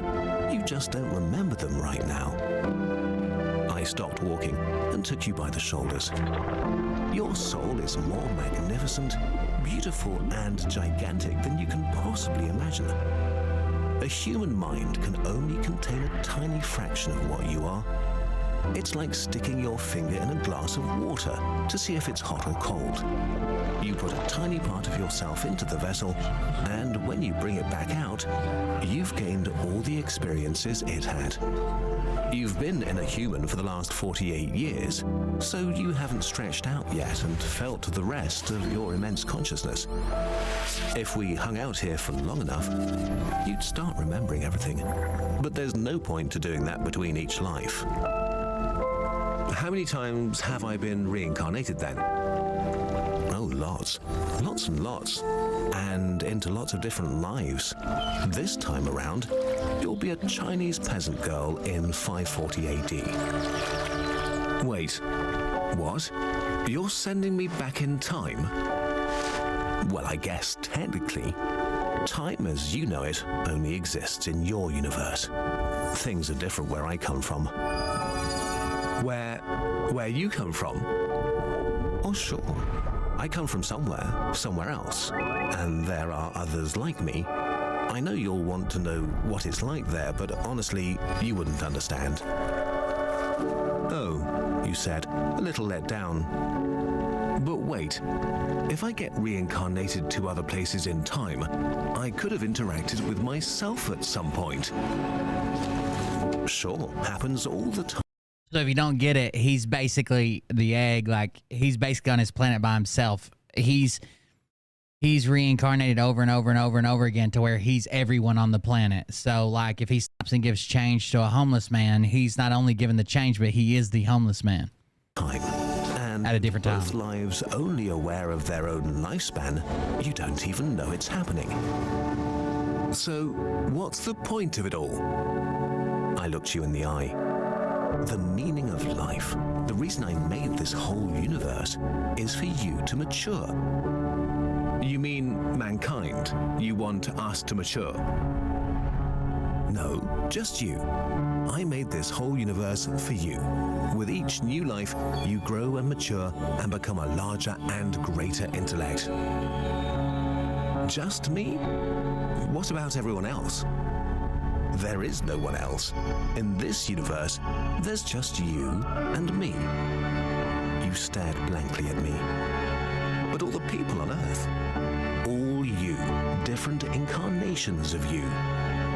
Wait, I'm everyone. Now you're getting it. I'm every human being who ever lived. Or who will ever live. Yes. I'm Abraham Lincoln. And you're John Wilkes Booth, too. I'm Hitler, you said, appalled. And you're the millions he killed. I'm Jesus. And you're everyone who followed him. You fell silent. Every time... It's going to make sex better for me. you victimize someone, you are victimizing yourself. Every act of kindness you've done to yourself. Every happy and sad moment ever experienced by any human was or will be experienced by you. You thought for a long time. Why? Why do all this? Because someday you will become like me. Because that's what you are. You're one of my kind. You're my child. Wow, you said incredulous. You mean I'm a god? No, not yet. You're basically just training him to go to the next level. Once you've lived every human life throughout all time, you will have grown enough to be born. So the whole universe, it's just an egg, I answered. Now it's time for you to move on to your next life. And I sent you on your way. There you go. I saw somebody say it's normal around 35. I've actually struggled with this for years. I don't know if it's like amplified by my PTSD or depression or whatever, but I've actually struggled with this for a while. The questions about it, I honestly feel like I had and still do have. I had a lot of potential that I kind of squandered away, and then I thought, well, you know, I started doing an average on social media, and I thought, well, maybe that'll be it, right? That'll be a way that I can, you know, become something, give something back more, become something more, give something back more, do something more. But obviously that's not working. So I don't know. I struggle with this a lot. That's the video. It's called The Egg. It's a short story by, what is the guy's name? Neil something? No. Andy Weir. The Egg. This is just an animated version of it, but it's a short story he wrote a few years ago. But there you go. The Egg. I think that's about it. Yeah. You're such a dick! Every day I wake up and I hope you're dead! All right, so let's talk about this crazy Carter bitch. So her name is Cassie Carter, and she made this post that Maelstrom shared with me. It says, okay, for those of you who know my story, you know that I have been showing and telling the true Anthony Carter from Kirkwood, Georgia has been cloned. I do not care whether someone believes they exist or they don't. I'm a living witness telling you and showing you there is two of these at least.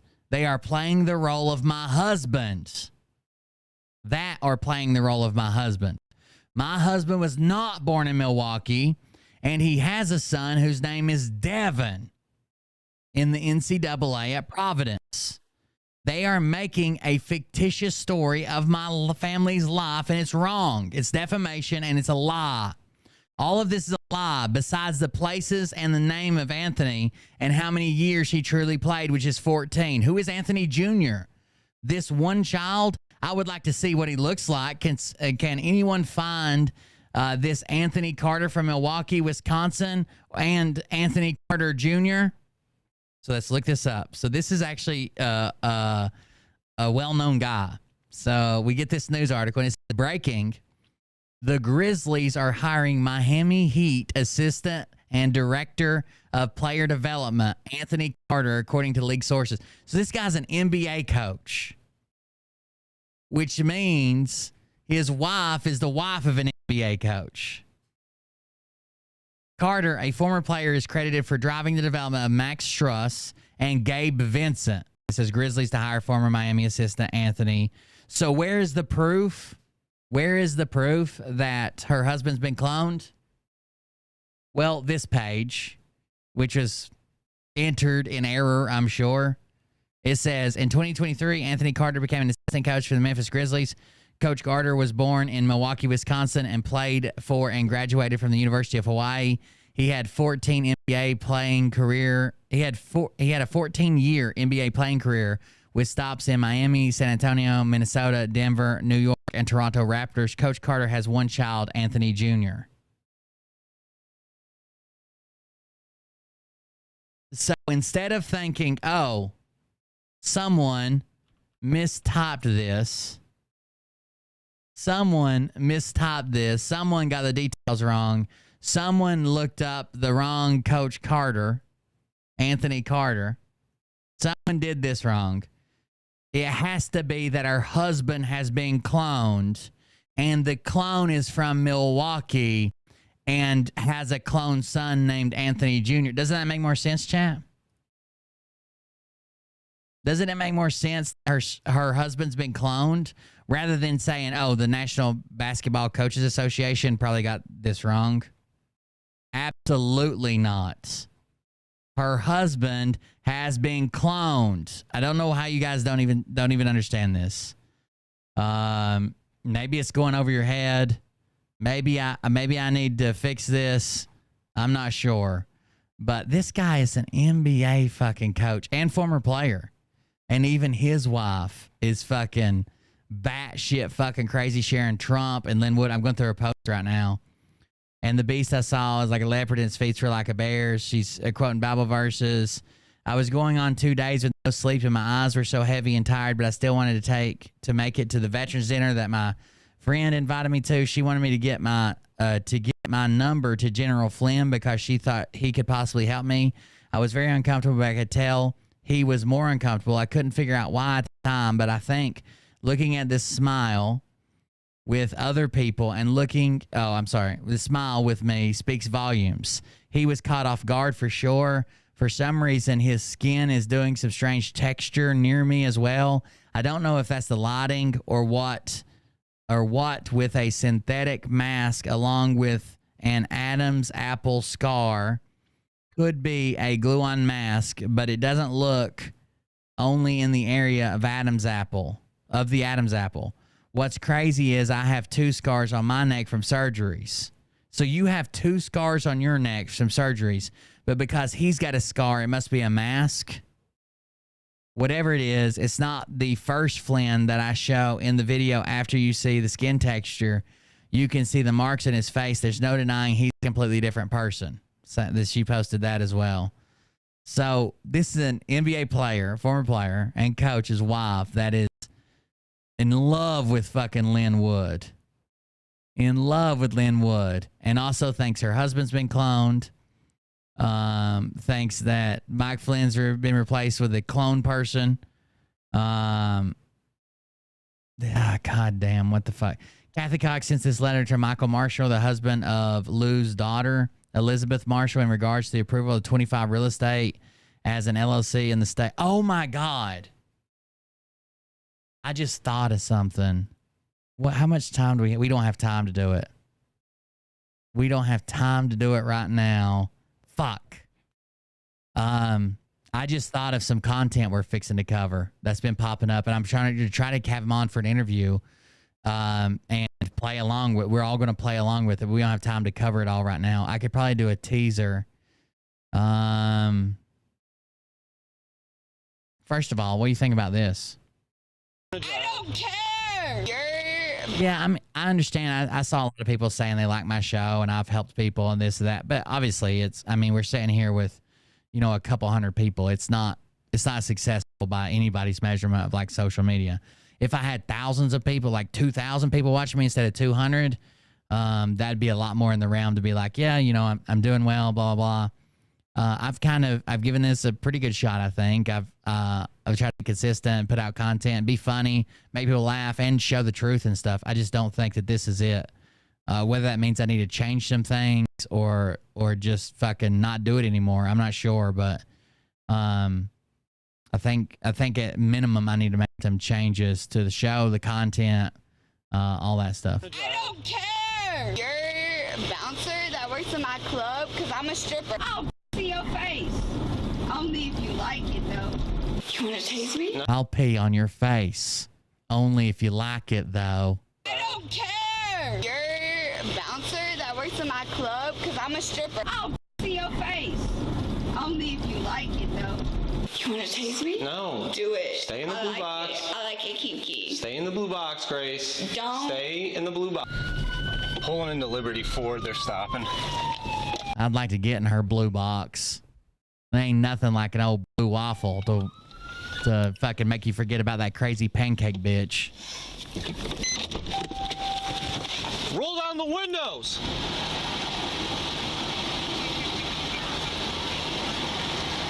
Stop. Stop. Who else is in the car? Who else is in the car? Stop. Don't get out. I'm asking you questions. You answer. Okay, and I will answer.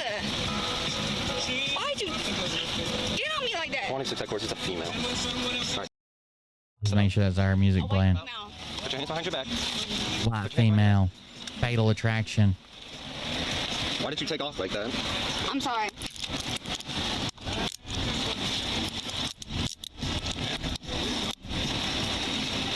Were you drinking or something? No. Where are you coming from? Brunswick.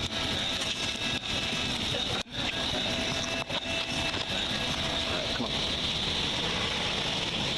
Can you stop pulling me like that? Nope. Do you have anything in your pockets? Oh, yeah? Oh, yeah? I don't know. You want to check me? Touch me real quick. It may feel intimate. Alright, stop. Touch me real quick. I don't know what she's got going. She goes from incredibly horny and wanting to be fucked by the cop to screaming to pissing on the seat after she's arrested. Sitting there. No, you don't want to stop. Are you on something right now? No. I just came from dinner with my trick. How much you have to drink there? 2 doubles. 2 doubles of what? Patron. Okay. So you are drunk. And I'm going to keep it up with you. So that's 4 shots. She tells him later that she actually had 6 shots while eating and drove. Where's the owner of that vehicle? I don't know. Who's Donta Smith? I just bought it. All right. Another officer's on the way. He's going to be dealing with a crack. So what I'm not covering right now, I might show some of his shorts. I found a crackhead targeted individual in LA that is so bad, he thinks that even his own friends he has, he thinks that they're police informants and they're fucking setups and they're trying to get him arrested and they're trying to plan it. He thinks everything. They think all their stuff's been stolen from their storage unit, just crazy stuff. And they gotta be fucking either schizophrenic or fucking meth heads or something. Because one of their friends, when he starts accusing one of his friends, they're like, he starts saying, you look healthier. Did you get a haircut? Well, you look so healthy. Something's different. He's like, yeah, I haven't been hanging out with you, so I've been sleeping once a day. So they got to be strung out on something, but it's going to be good when we cover it. It's going to be in depth. I might actually roll it to a Patreon show first and roll it out there because there's a lot of content, and then see how that works, and then we can move it to the main show. You all right, though? No injury? So the car's tags came back to a felony warrant. The car came back to a felony warrant, and then she tried to kind of gas it to get away. And then when she pulled in here, she hit that car. Are you injured? No. Do you need EMS? No. Okay. I need to talk to you. What? Don't hit me with a what? What do you need? Don't try me because I used to be a paramedic. Okay. Don't hit me with a what? What do you need? Don't try me because I used to be a paramedic. Don't hit me with a what you need. Okay, what do you... I know. Yeah, I don't know. I want to build a more successful YouTube channel. I thank you guys. I appreciate you being here and for your support. I'm glad you enjoy the show, but I want it to be more successful than just like scraping by to pay my bills, right? I would like to have the money to do things and buy things and put money in savings and be able to do things with the community. It does pay my bills right now, which is awesome. I never thought that I would be on social media paying my bills, but I don't think if this is like peak, I've been doing it for a while and growth has slowed, then I don't think this is it. Either I'm not meant to do it, maybe I'm not as funny as I think or as good as I think or whatever, or the content's wrong or something's wrong. But you want to listen to more than what I got. What is you your want a name? drug bust? What's that? You want a drug bust? A drug bust? You have drugs in the car? I don't. Okay, all right. You want to check it? We are going to check it. My trick? That vehicle's going to get towed. Okay. So you going to give me the clothes out of it? All right, yeah, we'll get what you need out of it. What is your name? Stay in the car. What? Stay in the car. Okay, I understand. Get in the car. Get your leg in the car. Listen, handsome man. Get your leg in the car. Listen, handsome man. You feel sometimes like it's my leg in name in the car? Get your foot in the car. Just stop. What is your name? Grace. Grace what? GRACE. SPOO. NAM. NAM. All right. Right. Monkey. I would like it to not just barely pay the bills, you know what I mean? I would like to be able to get a benefit from, especially when I see fucking retards doing stupid shit like that crack whore getting millions of views. Like, I would like it to do more, right? I'm not saying I want to live like Phil with fucking 15 houses and shit, but I don't want to have to worry about how high the next bill's going to be, and am I going to be able to pay it? Did the person who usually donates, you know, $100 a month, are they going to donate or not? Okay. O-R-E. O-R-E? Yeah. Do you know your social? I don't want to get all fucking All right, depressed I'm or gonna give you a whatever, driver's but license, that's, okay? I want to do All right, better. put your foot in the car. Do I have to? Yes, put your foot in the car. Why you gotta be so demanding? Why? What's up? She just Yeah, I'm not changing my political beliefs to get more viewers. rear into that car at 30371. This was a flock camera hit. I thought he was taking off from me. 15 franc, but she said she just bought the car. She just bought the car. Grace Spoonerman, I'm gonna get her license. She says. So, yeah, she doesn't know her social or anything. Yeah. And I'm telling you I'm not. Like, I'm telling you that I am, but I'm not. So he said, are you drunk? Have you been drinking? I'm telling you that I'm not. I'm telling you that I am, but I'm not. Clear, confirming she's under 21. 3 doubles. 3 doubles? Yeah. 3 doubles. That's 6 shots now. When she's probably cutting that in half, she probably had 10 or 12. 6 drinks every time. That's why it's about that. With a live too? Alive. But I don't think you I appreciate you telling me that, but I'm not changing and pretending like I like Trump. I don't. I fucking hate him. I hope he loses. I'm terrified of him fucking winning again and what he'll do to our country and our Constitution. Like, I'm not going to change that to get more viewers. If I got to do different content, I will, but I'm not changing my political beliefs to fucking pacify, Q-tards or something, or Trump supporters or whatever it might be. You know that's Where are you drinking? Okay. Where are you drinking? I feel like that's a moral obligation. Like, I feel like he's a fucking danger. And that's not the same way I wouldn't lie to somebody to sell them something or whatever. But if I got to cover something else that I enjoy, that I like, that's fine. I'm just not going to come on here and lie. Even if I play a character, I don't know that I could lie about that. Friend live. I really don't know, because I'm not from Ohio. Yeah, you want I to just know got the in code too? Ohio 2 days ago. ACDA. ECDA. So she just said she just moved to Ohio 2 days ago. Did you catch that? 2 days ago. 48 hours. Have you had an OBI before? What's up? What's that? Get out of tough. She's just gonna fight. Yeah, I'm not a tough. 6 doubles. She's very small. It's not like she's heavy. So. Hey, babe. Hey. Do you want to? She's calling them babes. Okay. What's that? I don't a whole lot unless it comes up, but I do think what he tried to do with subverting an election was dangerous, and I'm more afraid if he wins because he's already talked about going after his political enemies and what type of precedent that might set and how far he's willing to go. I'm also afraid if he loses, though. If he loses and turns his fucking his supporters that think the election was stolen, it's like they did it again. I'm also afraid of what the fuck they'll do then. So, the new clothes I just got, We'll get you what you need out of I it. In a minute didn't here. pay for them. In a minute, though, I'm going to run you through some testing, all right? You can definitely run me through some testing. Okay.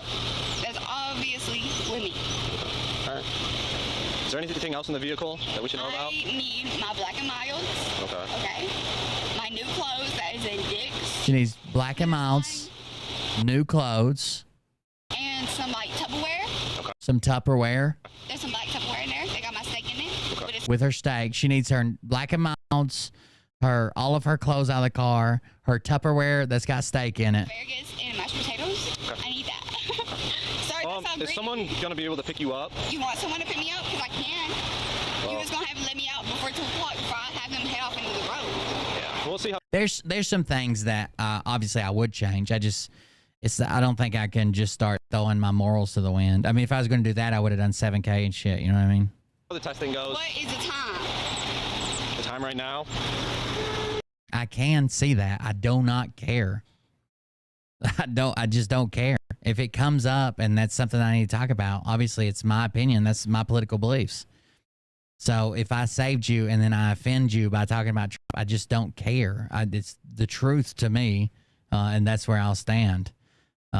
If you're saying that I should say, oh, Donald Trump's awesome, I just can't do that. And it's not like I can cover politics and not talk about him. I have to talk about him. 6:35. So call my friend before.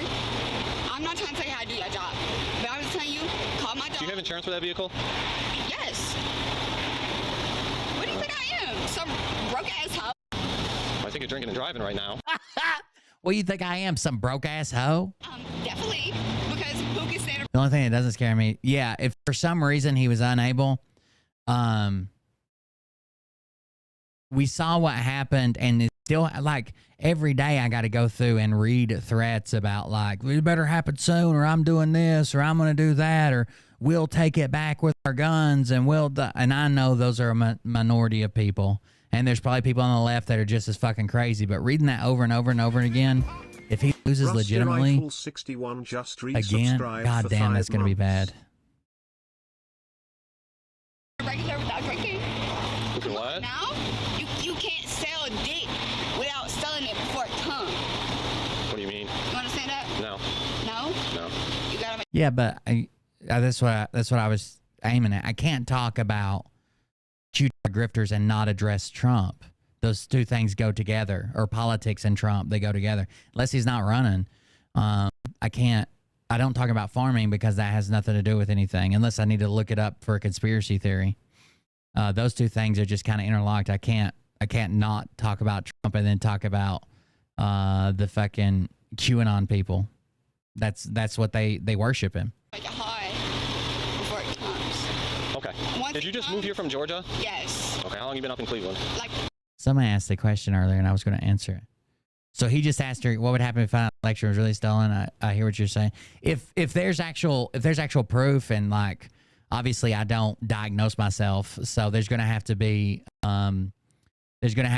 probably a consensus and people that are supposed to make these calls, people that research this, people that are experts in their field, and a consensus among those. The same way we decide something with science, right? It's a scientific consensus. I would just admit that and be like, okay, well, they did. It was stolen, and this happened, that happened. But we're nowhere near that yet. He just linked a bunch of fucking studies that don't exist in his court documents. No one else can find them except for the one document that he produced. Like, we're nowhere near any of that. Maybe a year. Why'd you move up here? Because I didn't know it was snowy and it's cold. For the aftermath. What's a good phone number for you? 706. Oh, she just said it. I missed it. Hold on. How long you been up in Cleveland? Like maybe a year. Why'd you move up here? So she just said she's only been in Ohio for 2 days. That she's only been in Ohio for 2 days, but she moved to Cleveland and been here for a year. How can you be in Cleveland for a year, but in Ohio for 2 days? Did you just... You understand that? No. No? No. You gotta make it high before it comes. Okay. Did you just move here from Georgia? Yes. Okay, how long you been up in Cleveland? Like maybe a year. Why'd you move up here? Yeah, I'm not just like, I do sometimes, like when I'm trolling and someone pisses me off, but like I don't share like what I think Trump's doing or what Trump's got going on because I just want to fucking piss somebody off or like get rid of those motherfuckers. But I don't think I can separate the two. I personally, maybe there is a way to do it. I just don't think I can. Because I didn't know it was snowy and it's cold. What's a good phone number? Why did you move here? Because I didn't know it was snowy and cold. Maybe a year. Why'd you move up here? Because I didn't know it was snowy and it's cold. What's a good phone number for you? 706.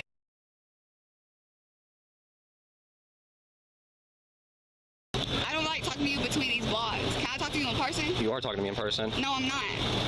I'm talking to you between bars right now. You want to Okay, what's your current address right now? Where are you staying? Don't worry about all that. What's your current address? No, I'm not giving it to you. You need to give me your current address right now. And what do you want to do if I don't? I'm going to charge you with obstructing. Constructing what? Obstructing official business. What is your that's cool. address? I don't care. What is your current address? I don't care. I'm not giving you my current address. So I was spending me days that I have to do. Do you want to give that to him? I'll try getting this info. All right. So switch up, I guess. I guess. Okay. You. What about me? I'm guessing we'll give you whatever you gotta do to obstruct. So now she starts hitting on the other cop. Just the OH3? Yeah, please. I gave him a big one. That's my vehicle. Why are you yelling at me? You ain't got shit. Because I'm not shit. I'm not related to Cleveland. I'm not related to Columbus, Ohio. None of that. Okay. Well, let me tell you. I'm here up on business. What's your name? Great. Grace, what's your last name? G-R-A-C-E. What's your last name, Grace? G-R-A-C-E. Swim one. S-P-O-O-N-A-M-O-R-E. Do you ever have an Ohio license or just Georgia one? I've never had a Ohio license because I didn't get the chance. That's okay, I'm not asking. No. What about, are you staying in Ohio now? Yes. Where do you stay at? Don't worry about that. So here's the thing, Grace. I don't care. You will, though, because if we can't figure out who you are, where you stay at, you sit in jail until they fingerprint you and find out. Alright, good. Do it. I don't want to do it. Do it. What's your current address? Are you staying here in Ohio? And that's right out exactly what happened, essentially. Driving westbound, a vehicle. Okay. Yeah, I was right behind you. I think it says she's a, it says exotic dancer tries to seduce cop. She's a stripper. And I saw she was barreling. Yeah. And I scooted over to the left. Yeah. And I was like, That's the guy she hit. We have like license plate readers in the city. Yeah. There's a felony warrant attached to this car, so I was looking for it. Fortunately, she doesn't have it. It's somebody else. So, but that's what I thought they were taking off from me because of that. Sure. But she's just strong. All right, thank you. Hey, guess what? You're a bouncer that works in my club because I'm a stripper. Hey, Christie's? Right? No. Where? Where's that? What do you mean? Where is it? Like, what do you mean? Where is it? You know. Don't play dumb with me. You know where my strip club is, boy. Okay. Don't play me like that. Okay. It's downtown. That's fine. So at least 7 different officers want to report me as because I want to sleep with them because they work there. Okay. I don't care. Did she just spit on you? All right, she's going down. We're not going to test her. So she spit on him. That's assault right there. So as soon as he saw that, we got her. Yeah. Let me go. Nope. All right. She's going down for that. Yeah. I'm not gonna give her a chance to test. No, of course. So she clearly isn't going to. Hold on, Grace. No, We'll be with you. I'm not with you, bro. I'm not fucking because you don't believe me.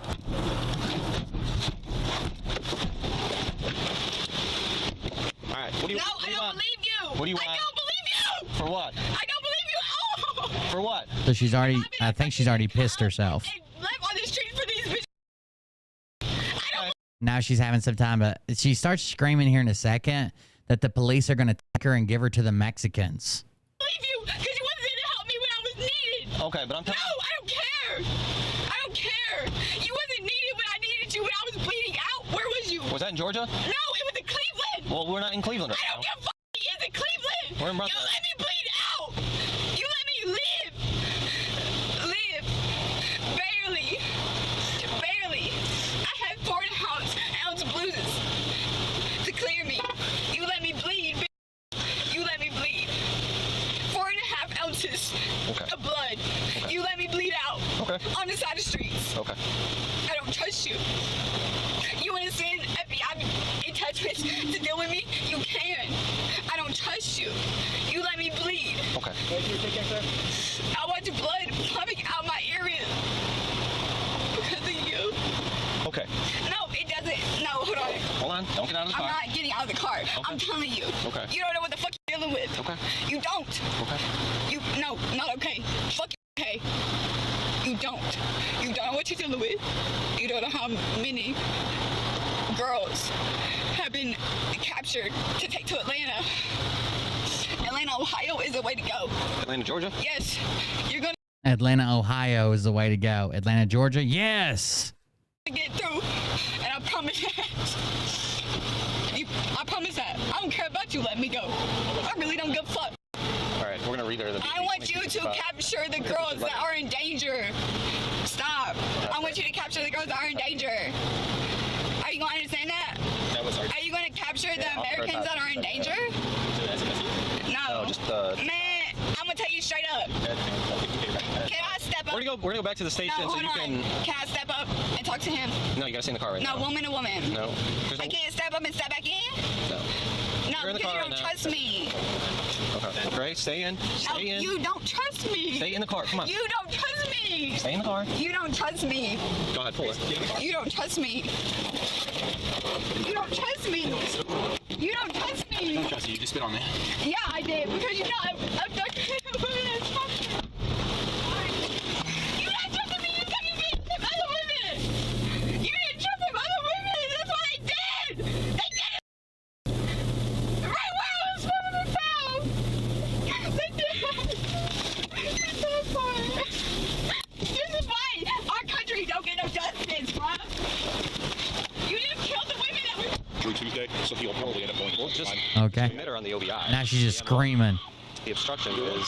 Listen at her. Right? My recommendation is do the OBI up and do on traffic with her other ACD site. Yeah. And do the obstructing on the long form. Everything in the muni? Everything in the muni. Right. Yep. And then we'll handle everything tomorrow. Monday court date or Wednesday? 5 days. I think Wednesday. 2 Wednesday. Okay. 2 Wednesday. All right. So you like your job? Yeah, it's not bad. You like your job? It's not bad? Yeah. Did you get paid? But you would rather fuck strippers than that No. rather than do this. No. Exactly.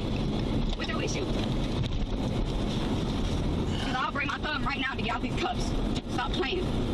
Well, you're going to be out soon, so don't do that. I don't give a fuck. They're not doing my favor. I ain't even did. I'll piss in your face. Only if you like it, though.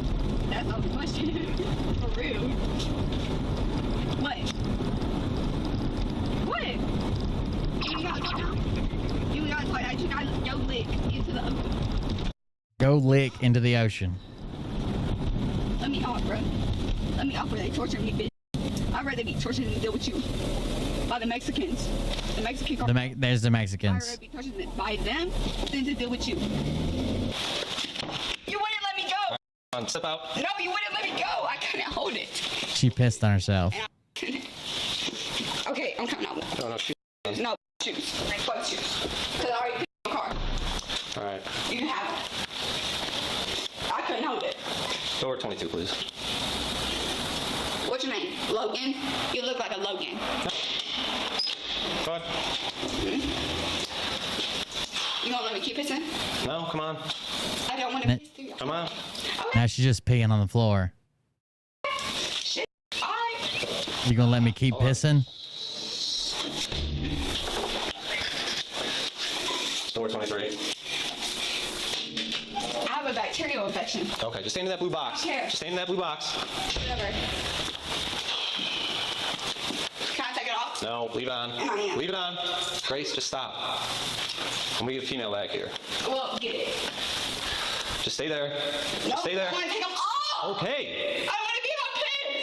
You want to try me? Stay in the blue box. No, hold on. Stay in the blue box. You want to taste me? No. Do it. Stay in the blue box. I like it kinky. Stay in the blue box, Grace. Don't. Stay in the blue box. You want to taste me? I like it kinky. Step back. You can touch Step me. back. You touch me. Just stay in that blue box. Look. No. No. Yes. You don't want me here. You don't want me here. Stay in the blue box. No. Get the fuck out of me. Just stay there. Okay. You didn't catch them. Stay in the blue box. You didn't catch me. Stay in the blue box. You didn't catch me, and you didn't catch them. You gonna let people slice and dice your community before you let them connect the pieces. Just stay in the blue box. Don't touch me. She. No, I don't need she. She is yours everywhere.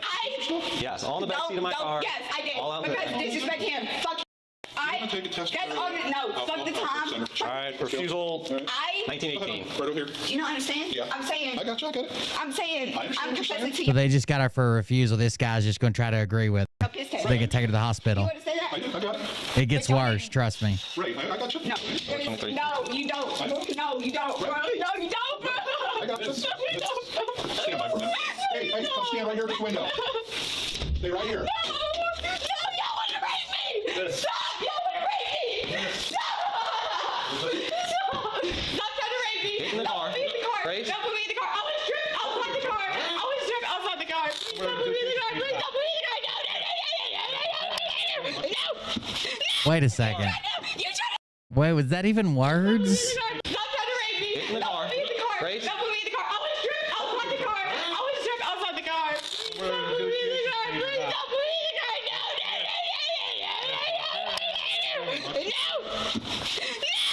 No. What was that, chat? Don't put me in the car. Please don't put me in the car.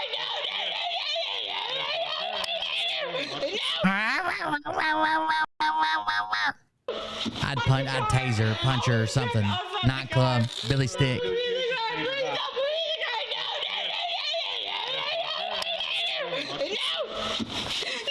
In the car. You trying to put me in Mexico. Stop! Watch out for all that. Here. You're trying to put me in Mexico. Quiet and get in the car. You're trying to put me into Mexico. No, we're not. Don't kick. Don't kick. Don't kick. Don't kick. It's got to be drug related, right? Like these or schizophrenia, something. I don't know. Yes, you're gonna be in your own urine here in a second. Got gloves? Come on, Greg. No, I don't want you. I'm a good doctor. You left your shoes. She's leaving wet footprints. I wonder where that come from. Oh, it's all the piss on her. You can't come in here acting all... I don't care. You don't give a fuck. When I was bleeding out the side of my leg, I had two. I don't personally think we end up much a lot, but I could see how people think we might. At least in areas. They kind of fucking lock down and fucking bring the shit in for riots or whatever. The blood left to my soul. You ain't give a fuck. Neither of y'all gave a no, okay, Look, I understand that. Hospital. You don't have to grab me. Just making sure you go. Okay? Grab me. I don't care. We got to get this new guy. I'm looking at. I'm going to play you some of his shorts in a second. He's basically him and his girlfriend are homeless in LA, and he thinks every other homeless person is a cop plant. We'll probably take it to Patreon if you guys are interested in seeing this new targeted individual, because I kind of need to keep some of it quiet in case I can get him for an interview. She's trying to run. Look, trying to pull him. I'm not gonna relax. Now, I want you to watch this cop right here with the beard. See my pointer on him? A security cop, whatever he is. You tell me if you ever see him laugh. We'll get you. You'll tell us where to go, dear. No. Great. You can't won't. just run through here. You won't, because I ran through here when I had half of my fucking laying on my motherfucking leg. Great. So y'all gonna teach me. Why would? Grace. No, I can't. I can't. No. Keep watching him. I can't. What's wrong? Has he laughed yet? Hey, No, it's not. take a minute. Indoor voice. I'm right here. What's wrong? No. No, please don't let them have me, please. Please, they're gonna hand me off. They're gonna hand me off. Please, they're gonna hand See his stone cold face where he's not doing anything? Please stop.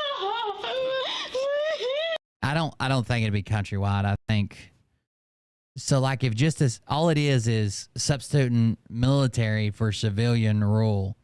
So like if a big enough city or area or whatever goes and they fucking bring in troops to fucking shut it down. That's what I'm talking about. I don't think they could control the country. I don't think there's a way. I mean, like you can threaten us all you want to with fucking fighter jets, but I don't think that has any meaning until you drop a bomb. You laughing like this shit funny, bro. People say that all the time, like, oh, you're going to take your AR-15 and fight a tank in a fighter jet? I don't think those things really mean anything until you attack somebody with them or show that you plan on using them, right? The bigger thing would be quarantine a place off and starve them out. Like all they got to do is lock off all the ins and outs and starve them out. People will die. But we saw how bad that gets with like Chaz. You guys remember Chaz? Where they like quarantined those people. I just let them have those blocks and they went all to shit, dude. Again, stone-faced cop has not laughed at all. All he's done is say, come on, easy. It's all right. You laughing like this shit funny, bro. You laughing like this shit's funny, bro. No, I wasn't even laughing. You was. Big good. Stop. You wasn't giggling. He's like, I haven't laughed at all. You wasn't giggling when I first went in this bitch. Put me in. He hasn't laughed. He's like the unhappiest person in the world. Which has more likelihood? Limited martial law, 100%. Russian invasion is orders of magnitude less likely to happen. Put me in a room, bro. If you would have said like a cyber attack or an attack on the power grid, or we find out there's a bunch of spies doing this from Russia, those are all more likely. But actual Russian boots on soil, I think that a city, a community of a large city being taken over and the cops can't do anything and they have to call in like military troops to do something is pretty likely. There you go. The cop that never laughs get called out as laughing. All right, you guys want to see this new one? We're going to take to Patreon. So this guy's homeless in LA, which I feel bad for him. Seems like a meth head. All their stuff's in a storage unit. And I've seen them go to this storage unit several times, and they tell them to fucking leave because that they're only allowed to be on the property to get their shit out. They haven't been paying for their storage unit. And there's, I don't know what squatters' rights or storage unit rights or whatever. Apparently they're really bad in California, but they're only allowed on the property. But they always think the police are breaking into their storage unit and stealing stuff. So they always try to go there and check it. And then sometimes they leave their dog in the storage unit. And then they have to go back and get the dog. So let's start with this one. It says, police officer in a fat suit, don't touch my feet, gang. He thinks every homeless person, even his friends, are undercover cops. This is an aspiring actress from the AMDA in Hollywood. She's wearing a fat suit. And his girlfriend pumps him up, too. She's a meth head, too. Wardrobe malfunction. See it? Looks like her purse is stuck down her pants, but fat suit. Police officer, don't touch my feet. We believe local police departments in LA are having their undercover officers take acting classes at the AMDA's campuses in Hollywood. Now, I agree. You're going to say these homeless people are acting weird. Fucking homeless, drug-addicted people do act weird. They do the weirdest shit. Like, it's terrifying to come up against someone. I hate it that they're homeless. I hate it they're drug addicts. It's terrifying to come up against someone in the street or whatever that doesn't conform to normal convention of interacting, right? I understand my neighbor might be a serial killer, but I'm much more likely to walk up on a homeless person that thinks I'm fucking got nanobots in me and they're going to bust me over the head with a fucking liquor bottle or try to fucking shit in their hand and throw it on my mouth or, you know, something. That's terrifying to come across. It's one thing to be like homeless and just doing your best and sleeping under a bench. I'm not going to fuck with you. But if you're one of these people that fucking is out here like showing your ass and calling people out and acting like you're going to attack people, that's fucking terrifying, right? They have very little to live for. They have no rules of fucking engagement. They'll do fucking anything. And we've seen them do fucking like anything.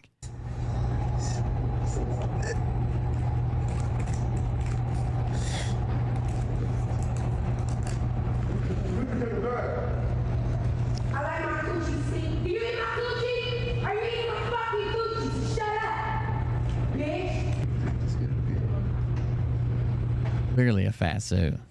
Like extra shit. It says this was part of the police's made-up crime wave on the Metro's Red Line. Police officers disguised as homeless people trashed our metro stations and staged drug overdoses to convince the public and the city council to extend the police's contract to patrol the metro, which is worth hundreds of millions of dollars. And he really believes all this. This guy believes all this.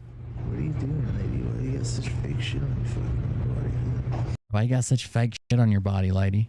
All right, so that started over. That looped. This says SoCal cops trashing the metro in LA. More cops turning the metro into a homeless shelter. Now these are all undercover cops. What blows my mind is he's homeless, and it seems like it's probably because drugs and bad choices or whatever. But no one else can be homeless but him. Everybody else is a cop.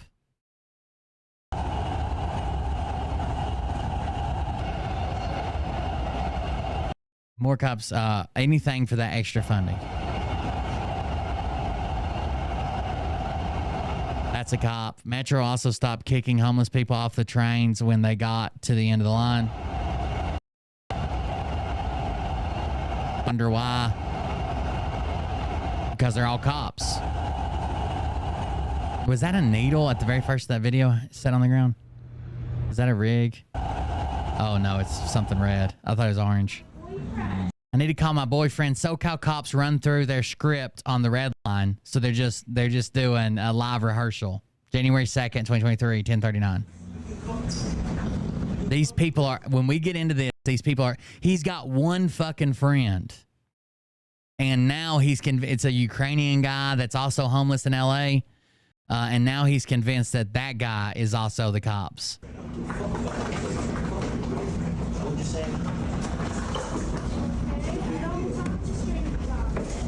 I think it's very disingenuous of the left.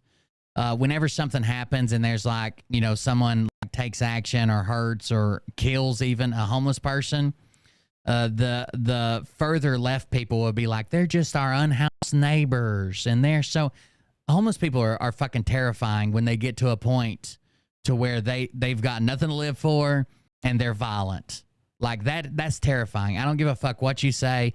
The one bitch from the Young Turks was like, well, they're just our unhoused friends. And I've met many people like that. And I ask them if they need anything and if I can buy them something. And they're just so nice and passionate. That's not, I'm sure that maybe there are people like that, but that's not most people's encounter with violent homeless people.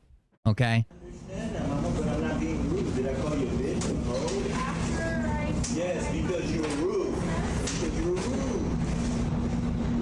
These are all cops. Okay, my home is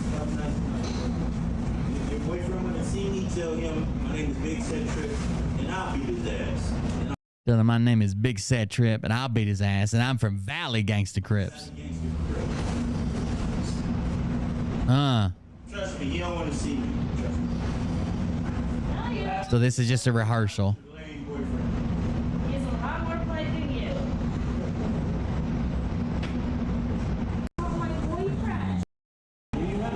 What do you have? I've never met this cop a day in my life. Oxy and Fetty. So this is a drug dealer. But he's convinced every drug dealer, except the ones I guess he meets off camera, are all cops too. And he does get in a lot of violent altercations with homeless people, and I think it's because he's constantly fucking sticking a camera in their face.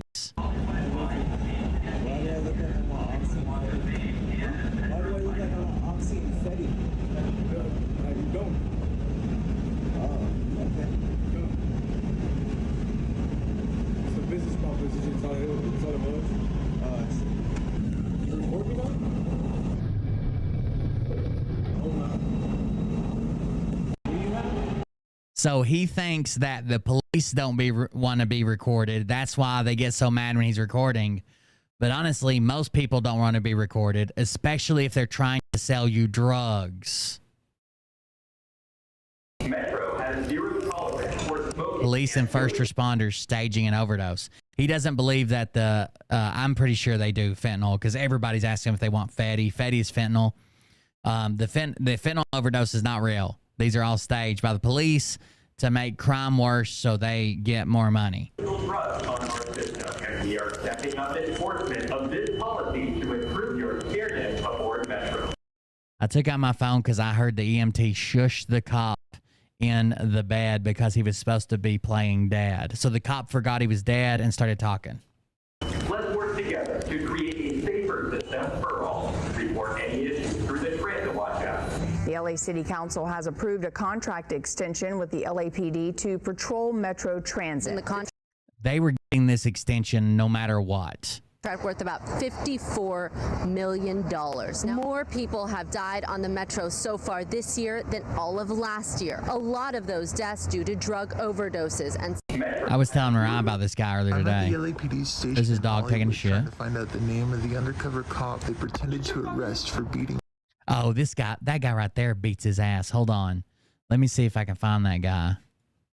Duplicate. I'm at the LAPD station in Hollywood. And let's go to his Hey guys, I just wanted to show you the dramatic difference the police make when they trash a city that employs them and pays them so well. Here's what the metros looked like all my life. There's one guy that just beats the fuck fuck out of him for recording him. He's like, he just keeps calling him a fucking cop. Like he doesn't look like the typical drug user, but man, I wish I could cover all this tonight, but there's no fucking way. It's hours of content.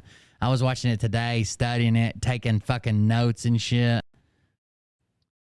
It's the guy at the here's part of it right here. So this is a guy that claims that he's also seems like he's a drug addict. It seems like all the drug addicts claim that their stuff in storage and their storage units getting stolen. And I think the only thing that I could think is maybe they're selling their shit, pawning it or something. And then forgetting or thinking that if they claim it's stolen that somebody's going to pay them for it or something. But here's the first one. I got to go change the clothes right quick. Come here, I'm a cop. I'm a father. If I was the police, I would have came up and told you. That's what they supposed to do. But if I was the police, then what? Don't hide. You gonna leave? I'm looking right at you. I'm just saying, you can break all the laws you want. The police don't care. My name is Michael Calhoun. I'm homeless around the corner. So you're a cop? What's me? I'm a cop. I'm a father. Let's go. If I was the police, I would have came up and told you. That's what they supposed to do. No, See, they come up and say, sir, I'm working with the police department. I'm a detective. Then, see, okay, that's what they would say, okay? Come here, I'm a cop. I'm a father. If I was the police, I would have came up and told you. That's what they supposed to do. But if I was the police, then what? Don't hide. You gonna leave? I'm looking right at you. I'm just saying, you can break all the laws you want. The police don't care. My name is Michael Calhoun. I'm homeless around the corner. So you're a cop? What's me? I'm a cop. I'm a father. Let's go. If I was the police, I would have came up and told you. That's what they supposed to do. No, See, they come up and say, sir, I'm working with the police department. I'm a detective. Then, see, okay, that's what they would say, okay? Come here, I'm a cop. I'm a father. Let's go. If I was the police, I would have came up and told you. That's what they supposed to do. But if I was the police, then... All right, I'm back. Did you guys see it? I'm looking right at you. I'm just saying, you can break all the laws you want. The police don't care. My name is Michael Calhoun. I'm homeless around the corner. He seems like a cop, clearly. What's me? I'm a cop. DEA surveillance drone spying on last Wednesday's Black Lives Matter rally.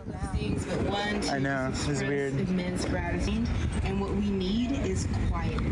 All of this incessant sirens that we've been dealing with for generations in our past. Those are just commercial airliners flying out in and out of LAX. I'm over it. I've been over it. I've been Moment I realized that Black Lives Matter activists are being put through the same bullshit harassment we are. over it. But they've gone crazy. They're in everybody's neighborhoods now, and they think that they own our airspace, and you don't. They do not own our airspace. Police do this to us dozens of times a day. They pull up to us with sirens blaring or buzz us with their helicopters. Our space. All right, so I'm going to give you a little sneak peek of this guy, okay? But I don't have time to cover it all. We'll move this to a Patreon show. We might do it this weekend. I've just been really tired and fucking, I don't know. I'm wore out right now. I can't go too late tonight. But, and I got some Patreon shows. So this weekend we might have a big Patreon show where we spend a few hours just talking about this guy and see what you guys think about it. And if we want more, then we'll go to the, we'll bring it out to the main audience if you guys enjoy it. This is the synopsis. This is his main video that goes through everything that's happened so far. And he's went from like 2,000 subscribers to like 40,000 subscribers. And people are super interested in it right now. It's taking off.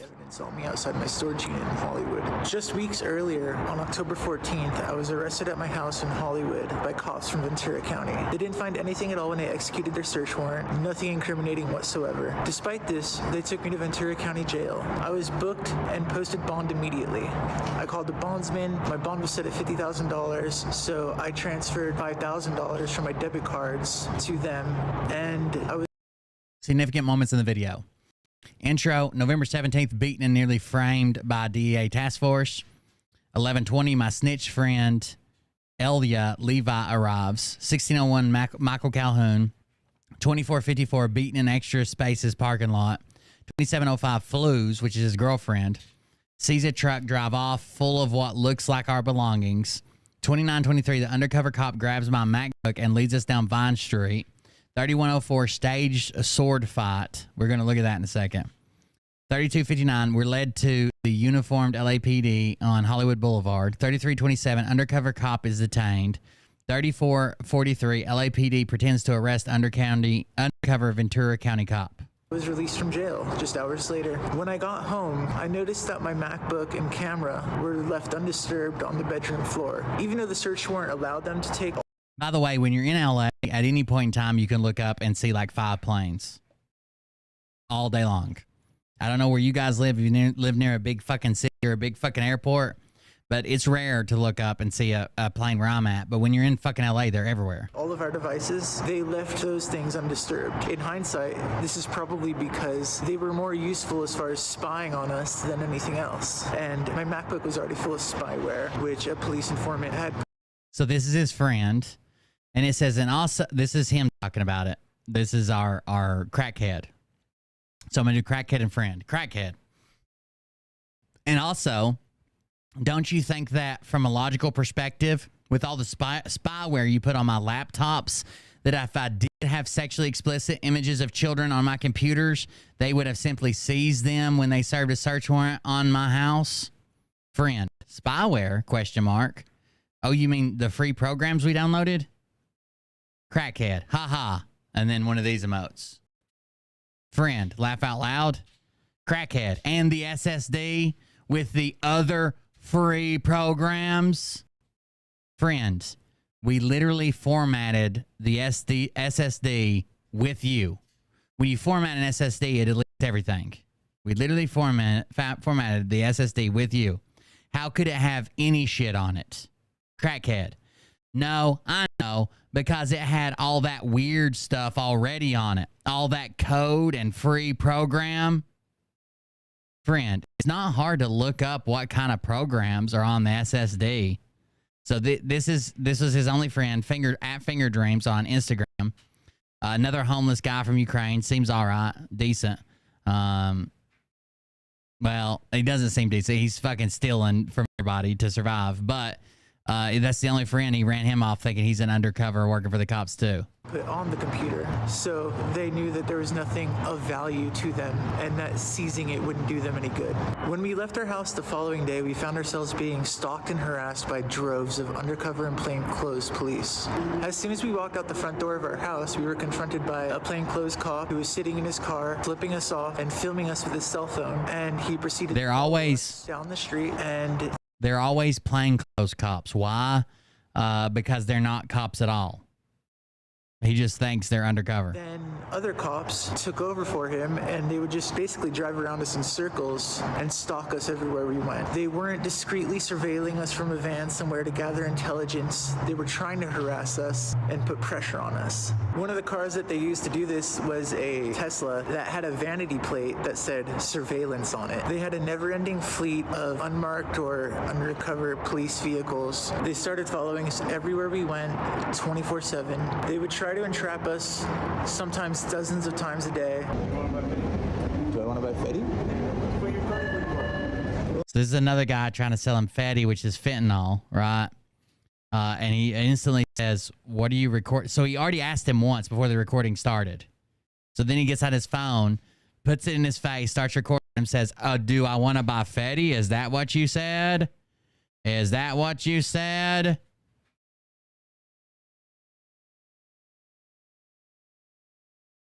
Why are you recording me? Why not? What do you mean, why not? Why are you asking me if I want to buy Fetty? What? I'm asking you Fetty, that's why. Nah, dude. So the guy even changed his story. I said, I was just asking if you do it because he thinks he's being set up. I wonder why he gets in so many. Fights. Don't. Can you have the right to report me?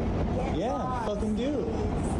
They would try all sorts of ridiculous schemes to lure me into some kind of drug transaction and entrap me in some way, and none of them worked. So they started trying to plant evidence on me. On October 23rd, my MacBook was stolen off of my person along with my backpack, wallet, cash, and some other items in Venice Beach. At the time, I didn't think law enforcement would ever do something like that. In fact, this is a flyer I made that I put up around the neighborhood that it was stolen in, offering a no questions asked reward for my MacBook. At the time it was stolen, I had just changed all my passwords after being arrested, and they were written on a post-it note and stuck to my MacBook's keyboard, giving whoever stole it full access to my computer and all of my accounts, everything like that. On November 16th, we were being stalked extremely aggressively by local and federal cops. We had moved all of our things into a storage unit in Hollywood because after I had been arrested, we were evicted from the house we were living in for several years. What the DEA's plan After he was arrested, he was evicted, so now they're homeless. was, they wanted us to believe that our storage unit was being robbed. Well, he doesn't look like a straight up like fucking crackhead, so he must still have some money laying around. Not enough to live anywhere, apparently, but Burglarized. On the 16th, I live in Northeast Tennessee. they used a car with a vanity plate that said COVID on it. On the 17th, they had some undercover cops stage a burglary in front of us, and then they had another undercover cop approach us and, you know, tell us that all of his shit had been stolen from his storage unit, whatever. Hey, man, did y'all see somebody with like a Santa Claus blanket with a cart with a bunch of shit on it? Took a lot of my stuff, all my leather shit, took a lot of shit. That probably means they're taking a lot of our shit, right? So his girlfriend, so this guy comes up and they claim that he's setting them up to think that their stuff was stolen. So he comes up and says, hey, some of my shit was stolen. Did you see a guy pushing a cart?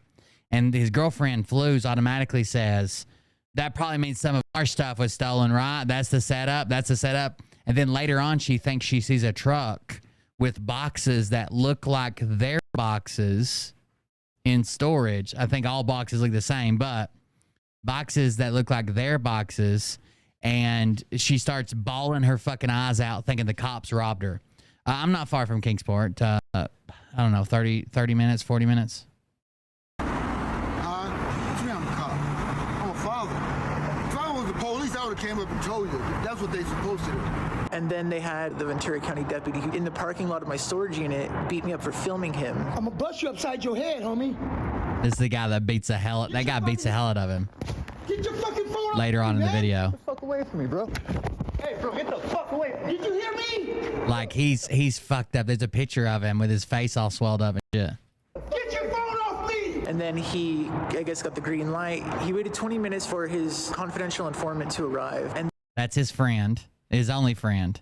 Then he grabbed the backpack from underneath the bush in front of Extra Space. Inside the backpack. He doesn't grab the backpack. He bends over and does something in the bush, but he's holding both backpacks. I've already reviewed all that. Backpack, unbeknownst to me at the time, was my laptop. It was set up in his backpack so that it was literally sticking out of the bag that he grabbed. And then he led us down Vine Street to a group of uniformed LAPD cops who weren't wearing their body cameras. They took them off just for the occasion. We told them that we had just been assaulted by this guy who I knew at the time was an undercover cop, but I wasn't sure how they were trying to set me up. And immediately they started questioning him, saying, oh, what, is that your laptop or is that your backpack? Well, we need to verify that it's yours. And they were asking him to verify that it was his. All the while, my snitch friend is telling me, that's your laptop, dude.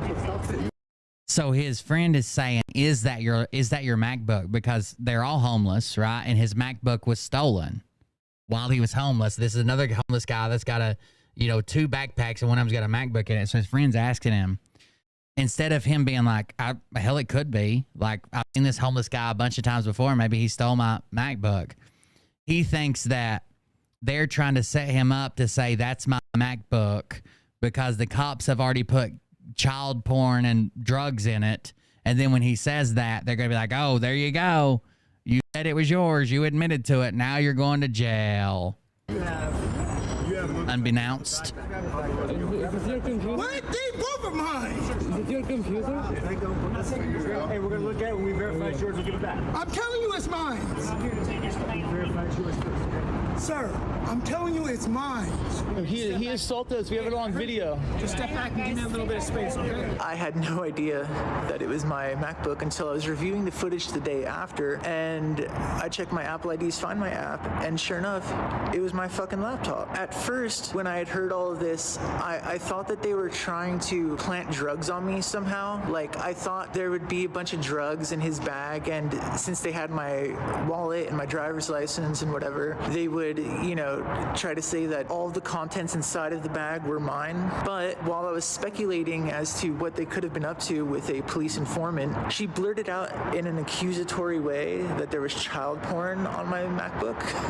And at the time, it went right over my head. But then the same thing happened with an undercover cop weeks later. And, you know, then I started to think about it a little bit. And it wasn't until December 13th, we had gone to the Office of the Inspector General in downtown Los Angeles to file a complaint about all the police misconduct we'd been experiencing. And the police retaliated by planting... They also sat on their block, and they think the police have... for some reason they think vanity plates are police. Like if it says COVID, at one time they find, you know, those things that go around your tag that might say like Sherwood Chevrolet or whatever, you know what I'm talking about, like a frame around the tag. That there's one that says cars911.com, and because it says 911, that's the police. There's a COVID vanity tag, that's the police. There's one that says I see you, that's the police. There's one that says Tesla, that's the police. And they think that the cops, different teams of cops drive around them, swap cars, hop into a new car when they're out of sight, and then come back around again and watch them all day long. Hours and hours and hours, and fucking thousands of loops around them, watching them. Evidence on us again. This time they left a box of fabricated evidence right by where they knew we'd be charging our phones.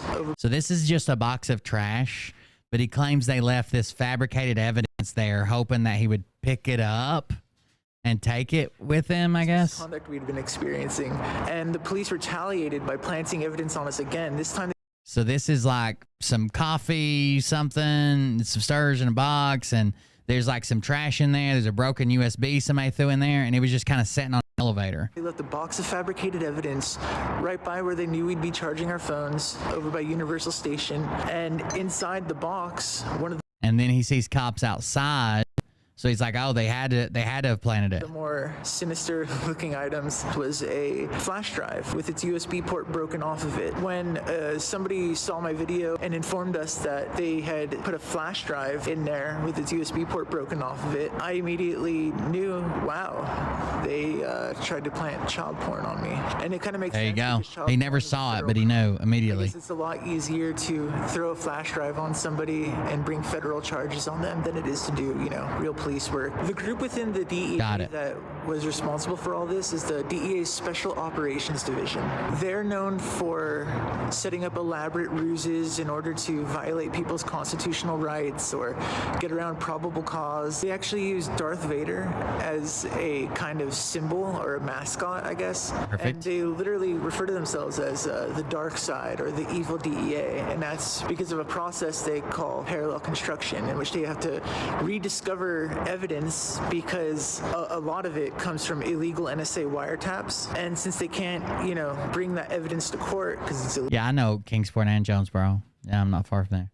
I live in R1, which I don't know if you ever heard of. It's a very small town on the other side of Johnson City. Legal. They have to read. So some of this graffiti is just wild. What he thinks is going on. Parallel construction, in which they have to rediscover evidence because a lot of it comes.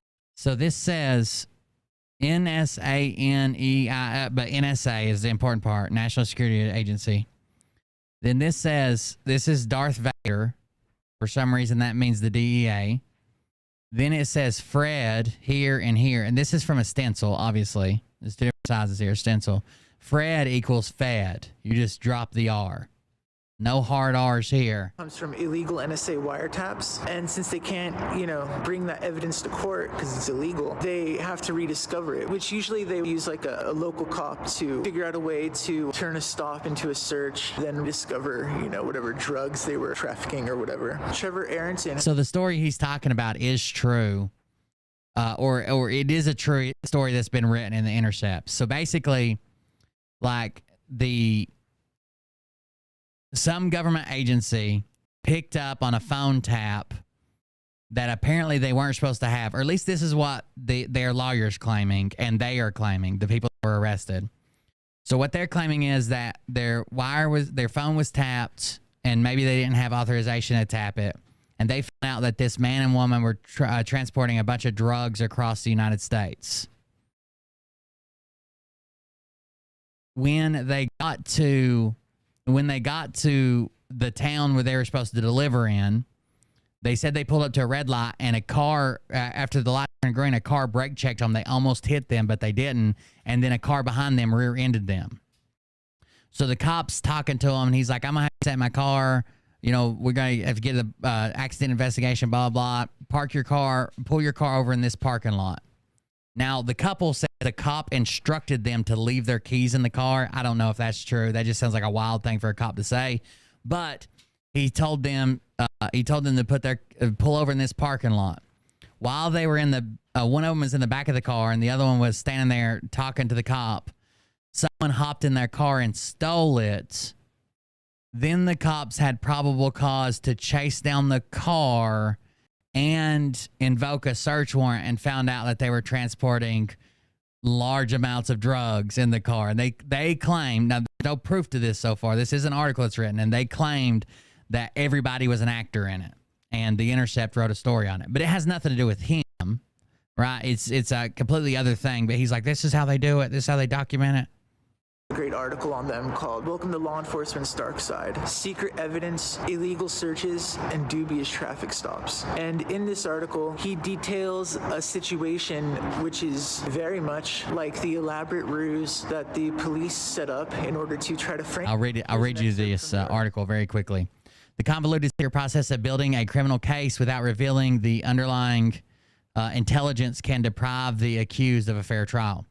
Federal agents of the U.S. Drug Enforcement Administration speak in veiled terms about a secret DEA unit that shares intelligence from the NSA and other organizations with law enforcement for use in criminal investigations. They call it the dark side. The Special Operations Division receives raw intelligence from the NSA surveillance program, including from the mass surveillance programs revealed in documents provided by whistleblower Edward Snowden. DEA agents, and I'm sure they do, like large quantities. I mean, they're not out here if you're like, I'm to buy a joint. But when we're talking about large quantities of drugs, if somebody's talking about bringing large amounts of drugs somewhere, I'm sure they do get tipped off on this. That's probably one of the things like bomb and pressure cooker and shit like that that'll flag you.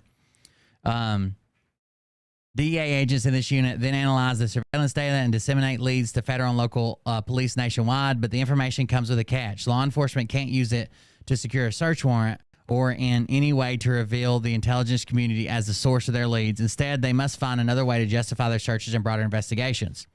An egregious example of this law enforcement tactic occurred in 2004 when, through intercepted phone calls and their own subsequent surveillance, the DEA discovered, well, it's their own surveillance, that would have been enough.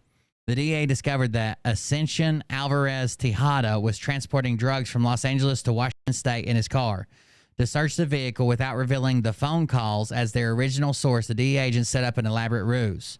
Alvarez Tejada and his girlfriend were stopped at a traffic light. As the light turned green, the car in front of them started to move and then stopped quickly. Alvarez Tejada braked in time, but a truck rear-ended him. As Alvarez Tejada inspected the damage, police arrived at the scene and arrested the truck driver for DUI.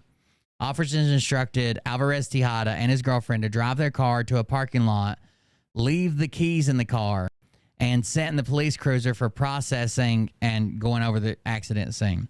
Just then, a car thief jumped into Alvarez Tejada's car and drove off. Police recovered the car, obtained a search warrant, and found cocaine and methamphetamine in large amounts in the car.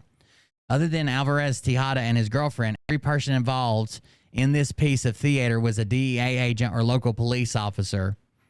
The person driving the car in front of Alvarez Tejada, the drunk truck driver, even the supposed car thief, while a federal judge ruled that the DEA hoax violated the Fourth Amendment protections against unreasonable search and seizure, an appeals court overturned the ruling and described this abuse of Alvarez's Tejada's constitutional rights as relatively mild. The convoluted and secretive process of building a case to obscure the use of underlying intelligence known as parallel obstruction is meant to protect the intelligence community's sources and methods, according to internal DEA. Have you guys ever heard about when the FBI partnered with a bunch of other global agencies and made a company that produced so there's like apparently a lot of money to be made in secured cell phones that can't be hacked or tapped and that delete communications automatically and do shit like that. There's a lot of money. And apparently there was this like one person that was like the number one dealer that everybody wanted this phone. So the FBI with other agencies worldwide, all over the world, started a company and made a better phone than the the number one leading brand phone, and the number one leading brand phone ended up going out of business. I think they got in trouble for tax evasion. They weren't paying taxes, and so the FBI now fills this slot, and they sold phones to drug traffickers all around the world, and they were really secure, and they did delete the messages, and they were almost impossible to hack, except they had a backdoor put in that sent the messages and phone calls directly to law enforcement. And they busted a bunch of people that way. It also deprives the accused of a fair shot at defending themselves in court because some of the evidence against them is not made public. The DEA Special Operations Division is one of several tools the government uses to hide the origins of criminal investigations nationwide and potential violation of constitutional protections in a report released today. But they don't use this evidence to like show up at your house and do something. They use this as a means to get more evidence, or they use it to put out tips or bolos like, hey, we had word there might be somebody coming through your town that's got drugs, blah, blah, blah. But it even said in this article that, yeah, they did get a little memo that said this guy was going to be transporting drugs possibly from California to Washington State, but then they went and staked it out. And they did their own fucking stakeout and gathered their own surveillance to literally watch you put the drugs in the car.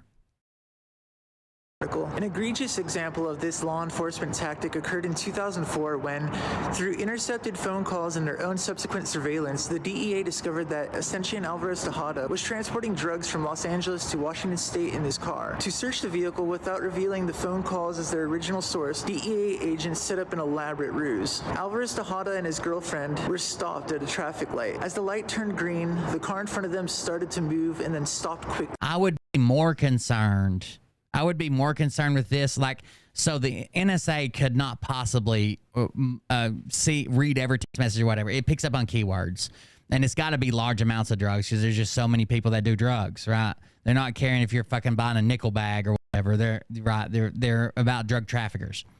So I would be more concerned if they were like breaking into your fucking car without a search warrant.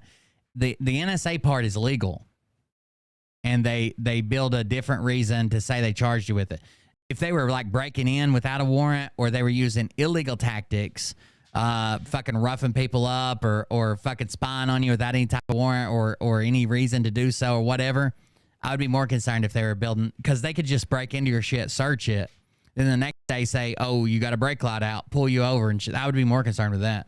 Alvarez Tejada braked in time, but a truck rear-ended him. As Alvarez Tejada inspected the damage, police arrived and arrested the truck driver for drunken... Because with this, all you have to do is not talk about transporting large amounts of drugs on your cell phone. Right? That kind of comes with the game. If you're talking about being a drug trafficker and someone taps your phone, that's kind of part of the game. Right? Now, it'd be different if they were like, again, just breaking into random people's cars that they thought like you're friends with this guy who's friends with a drug dealer. So they break into your car and they find pot in it. They seal it all back up, right? Then the next day, they bust your taillight out. The next day, as soon as you pull out, they pull you over and say, you got a brake light out. Can I search the car? No, I'm going to bring the dog. There it is. Boom. You're done. That would be different than... You popped a flag on the NSA's fucking surveillance program for saying you're going to transport over 100 pounds of cocaine. You know what I mean? driving. Officers instructed Alvarez Tejada and his girlfriend to drive their car to a parking lot, leave the keys in the car, and sit in a police cruiser for processing. Just then, I don't think the NSA's monitoring program is good, but I think we all know about it now, right? Like if I'm texting you about taking a bomb and blowing up a certain white painted house in Washington, D.C., and then agents show up, I'm not going to be fucking surprised. I'm not going to be like, oh my God, you guys are monitoring phones for keywords and showing up and investigating? The same thing if I'm fucking transporting 100 pounds of fucking fentanyl across the goddamn country, I'm not going to be surprised that, hey, there might be people watching me. I think it's new age drug dealers. They need to be more paranoid. a car thief jumped into Alvarez Tejada's car and drove off. Police recovered the car, obtaining a search warrant, and found cocaine and methamphetamine inside. Other than Alvarez Tejada and his girlfriend, every person involved in this piece of theater was a DEA agent or local police officer. The person driving the car in front of Alvarez Tejada's, the drunk truck driver, even the supposed car thief. So yeah, I mean, it's the this is the kind of shit they like to do, you know, and I'm sure it's a lot of fun for them. Also, thank you to everyone who's subscribed this past couple of weeks. We've gone from 2,500 subscribers about to we're coming up on 25,000, so it's really amazing. We're really stoked and we really appreciate it. So yeah, please like, share, subscribe, and this is what it's like to be set up and nearly framed and beaten by a DEA-led task force.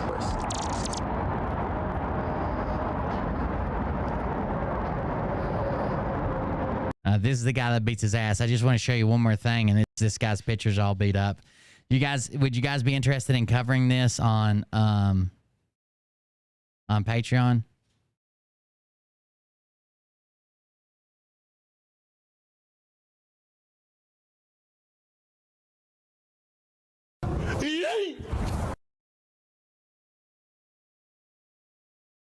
Yeah, it's much later. I thought it was coming up, but it's not. This guy's so fucking methed out, even his edits don't make sense.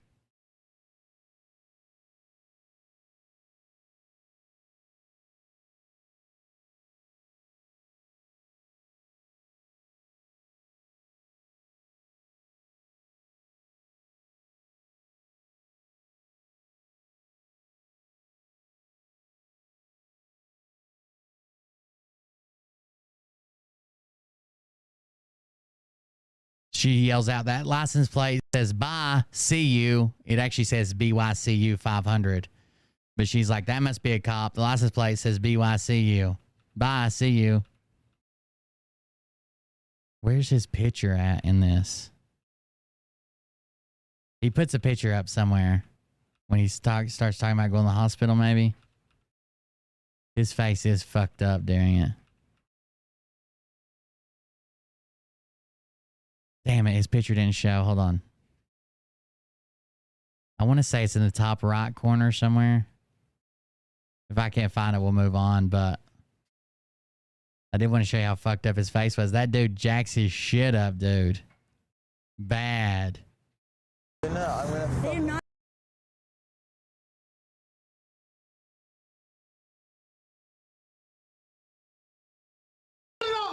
Okay. I can't remember if it's when he's talking to the police or not. Hey! Get the fuck out of here! No, I'm getting my fucking dog! Bro, stop fucking assaulting me right fucking now! Get your phone off me, homie! Get the phone off me, homie! Get the fuck away from me! Get off me! Get the fuck away from me! Get out! No! Sir! I'm looking for you, homie! Get out of here, bro! I just want my dog! Get out of here! I just want my dog! Get out of here! I just want my dog! Get out of here! I just want my dog! I told you, get your phone off me, yo! I just want my dog! Stop getting it! I was left with a severe concussion and still experiencing hearing loss to this day. There he is. Damn. You guys want to cover this? I'm going to try to have him on for an interview. I think. Here's what this says. Here's an article about it. It says, are you a drug dealer? A DEA spy operation targeting Americans who purchase money counting machines. Thank you very much. I appreciate that for the 101 bits. Here's an intriguing story of how government investigators employed an unorthodox surefire tactic to track down players in the dope game. How drug enforcement DEA went deep undercover to secretly obtain bulk records of sales data, which identified names and addresses of American consumers who purchased money counting machines. Money counters are used in counting cash, and DEA suspect major drug dealers just may buy the device for their trafficking operations. To carry out the covert job, DEA issued an internal administrative subpoenas to storefront merchants and online businesses that sold the electronic devices in order to confiscate people's identities. According to an expose by the Office of Inspector General, IG is a shorter abbreviation for OIG. The lowdown on the DEA story happened in a manner that raised suspicion about what our government is doing to spy on Americans when no crime has been committed. DEA's gathering of thousands of names and addresses of individuals without knowing which person may or may not be a drug dealer is a long shot, and the operation raised serious privacy violations. But I don't think they're taking that information and claiming you're a drug dealer. I think they're taking that information and saying, okay, well, this person owns a laundromat, so probably not him, and this person does that. We probably need to watch this people a little bit more. Do these people have any connections to known drug dealers? Like, I think that's a body of evidence, but okay. It's not illegal for a person to buy an electronic money machine, said constitutional law expert, appellate specialist, and criminal defense attorney Stephen Lecker. Lecker is a senior partner in the prominent law firm Calbian Haggerty, based in Washington, D.C. Unrelated to the DEA surveillance of the money machines, Lecker's high-profile cases have involved the recent appeal that Lecker filed on behalf of Mexico drug lord Alfredo Beltran Leyva. Government prosecutors alleged Alfredo was the billionaire leader of the Beltran Leyva gang drug cartel. Lecker also scored a huge landmark Fourth Amendment violation in a drug case in the U.S. Supreme Court in 2012. To keep a lid on the value of information gleaned from the money machines, the DEA hid the operation from the courts and the accused narcotic defendants who were subsequently arrested, including their lawyers, before ending the program in 2013 amid the scandalous affair over the shocking intelligence disclosure by former National Security Agency contractor Edward Snowden, who uncovered the activity. Snowden revealed to the world how the operation worked, the OIG discovered. Chances are, if you purchase a money counting machine from Walmart, Amazon, Office Depot, or anywhere the money machines were sold in the United States, DEA may suspect you as a drug dealer or an individual involved with money laundering, and based on the sales data identifying the person that paid for the device, they know exactly who you are.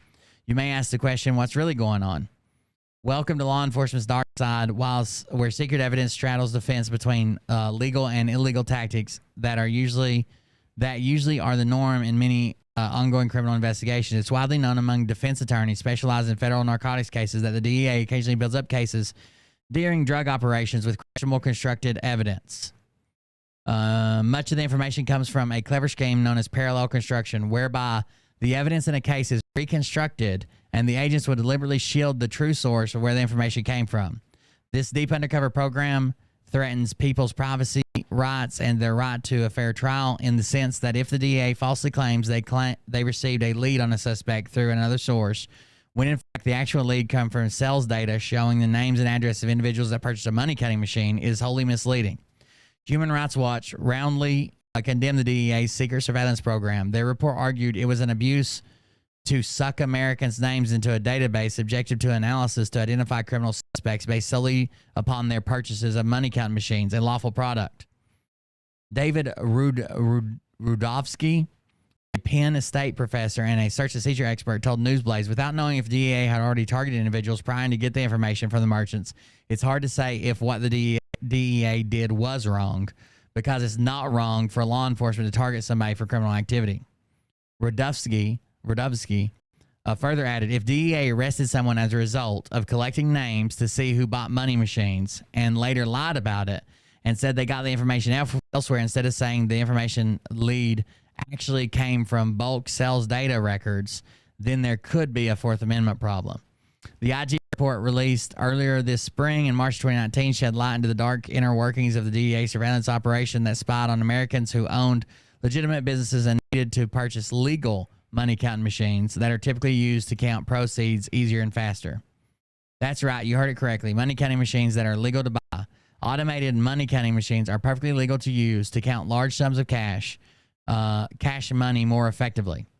Money counters are often used by banks, government agencies, food vendors, casinos, including check cashing businesses, etc. Despite the swirling controversy over the spy surveillance data program, the DEA still insisted they scored a resounding victory. They claimed the information from data sales of money counters helped the agency to take numerous drug traffickers, illegal narcotics, and millions of illicit dirty money off the streets. Calls to the DEA office in Washington, D.C. to identify the names and case numbers of people arrested during the probe hasn't been returned. Administrative subpoenas are more sneaky and efficient. DEA agents utilized administrative subpoenas, one of their most powerful tools, to collect thousands of records pertaining to the identity of individuals who paid to buy money counters. Under federal law 12 USC 876 Alpha, administrative subpoenas, abbreviated as AS, are issued by the federal investigative agencies like DEA, FBI, ATF, IRS, NSA, and Homeland Security. Once issued, there's no direct judicial oversight like a regular court warrant. When federal authorities legalized the use of administrative subpoenas, critics vehemently argued that Congress authorized the government to bypass the Fourth Amendment's constitutional protections against unreasonable search and seizure. Under the Fourth Amendment law, police are required to obtain probable cause warrants signed by a judge. Unbeknownst to criminal justice lawyers, legal specialists, and the public, the DEA was granted administrative subpoena power under the Comprehensive Drug Abuse Prevention and Control Act of 1970. To simply use it against a target, the DEA only has to show the requested information is relevant to an investigation. No judge is needed to enforce safeguards against potential abuse when DEA serve the subpoenas to get paper trail evidence on an individual or specific group. In an interview with Wired Magazine, the DEA spokesperson Lawrence Payne explains the importance of administrative subpoenas and how it benefits ongoing cases. It's a tool in the toolbox we have to build a drug investigation. Although, Payne further added, an administrative subpoena is a much lower threshold than a search warrant. Including the redacted IG report was a paragraph mistakenly left that no one was supposed to read except for the investigators. Here's the mistake to show how the DEA tried to cover up their operation. The phrase money counters wasn't supposed to be mentioned in the investigative report, but an eye-opening paragraph written by an agent explicitly said criminals would obtain money counters by other means if they knew the DEA were collecting this data. Stephen Lecker said the DEA's collection of personal data that showed who bought a simple legal product is similar to police going to telephone companies for phone records. It raises serious concerns over the dragnet searches that underlie the Fourth Amendment. Lecker said the other concern is who has standing to complain when these agents go to third parties for information. Lecker successfully argued and convinced U.S. Supreme Court Justice to reverse the life without parole drug trafficking sentence of Antoine Jones in a landmark Fourth Amendment privacy violation case. DEA agents in Jones's case illegally attached a GPS tracking system on Jones's vehicle to monitor his every move. Capitalizing on victory, Jones was recently released from federal prison. So there you go. There's a bunch more to this article. I just don't have time to read it. Oh, here's the case, though we were already talking about. DEA agents used the parallel construction scheme in La Pine, Oregon against Alvarez Tejada and Valerio Perez, Tejada's girlfriend, on December 18, 2004. DEA had intelligence the couple were transporting illegal narcotics in a vehicle, potentially a large amount. Just when Alvarez Tejada was driving to a red light turn green, a vehicle in front of them stalled, causing Alvarez Tejada to hit the bumper. Oh, he said he didn't hit it. Now he did. To make matters worse, while Tejada was stopped at the light behind the first vehicle, a truck rear-ended his vehicle, a double whammy for sure. As Tejada got out to talk to both drivers and to carefully inspect the damage, police arrived and quickly arrested the truck driver for DWI. Police officers ordered Alvarez Tejada and Perez to drive their lightly damaged vehicle to a nearby parking lot and to leave the keys in the ignition, then sit in the patrol car to give police a statement about the dual collision. Then suddenly, out of nowhere, a thief bum-rushed Alvarez's car and drove off with tires screeching. Reacting quickly, police and another cruiser sped behind Alvarez's car. Visibly upset, Tejada and his girlfriend hurled profanities as the patrolman went after the car thief. Unexpectedly, the patrolman and another friendly cop returned with Alvarez's car, claiming that the thief got away. By having the car towed, the officers were able to obtain a warrant. While searching the vehicle, the officers discovered what they were looking for all the time: cocaine and meth. Besides Alvarez and Perez, every actor in this Oscar-winning drama was either DEA agent, local police, including the driver of the stalled vehicle in front of Alvarez's car, the fake drunk driver, and even the make-believe guy who stole Alvarez's vehicle. All were police officers who staged an accident, an auto theft, and a high-speed chase to seize the drugs found in Alvarez's car without alerting conspirators. You think the drug case was thrown out of court on technical grounds, right? Alvarez Tejada won the first court battle when a federal judge dismissed the original charges by ruling the DEA's malicious deception violated the Fourth Amendment against unreasonable search and seizure. Determined to put Alvarez in prison, the government prosecutors appealed the lower court's initial ruling by filing an interlocutory plea to the conservative Ninth Circuit Appeals and won. On June 8th, 2007, Ninth Circuit reinstated Alvarez's indictment, ruling in effect the abuse of Alvarez's constitutional rights were, quote, relatively mild, and that the ruse of staging the accident to seize the drugs was, quote, within the scope of lawful seizure. Evidence in another recent parallel construction investigation contradicts the DEA's assertion of no lies told in parallel construction drug cases. I would like to read this. I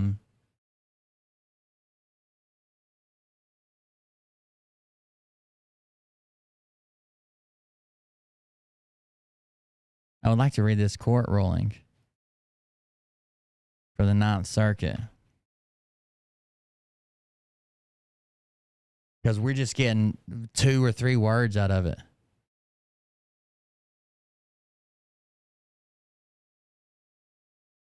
Is this the opinion?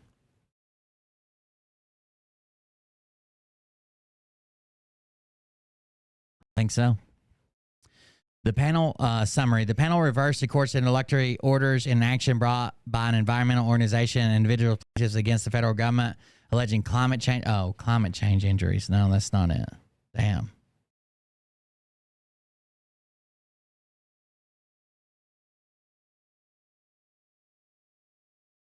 What was his last name? Tejada? Sorry. Here it is. Fine law. Published decisions.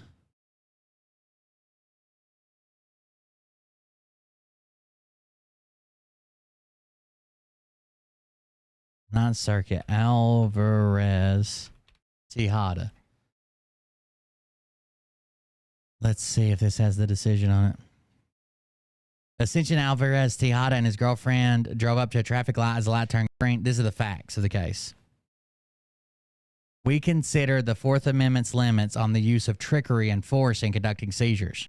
Facts. Alvarez Tejada and his girlfriend drove up to a traffic light. As the light turned green, the car in front of them lurched forward, then stalled. Alvarez Tejada managed to stop in time, but the truck behind him tapped his bumper. Alvarez Tejada got out to inspect the damage. 2 officers pulled up in a police cruiser and arrested the truck driver for drunk driving.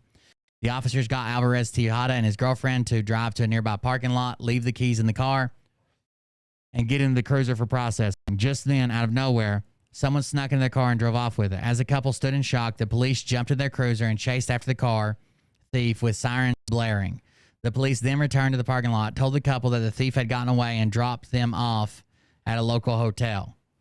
The whole incident was staged. DEA agents learned that one of the leaders of a drug conspiracy was dealing drugs out of his car and deduced from several intercepted calls and direct surveillance that Alvarez Tejada, one of the conspiracy's subordinates, was using the leader's car to transport illicit drugs.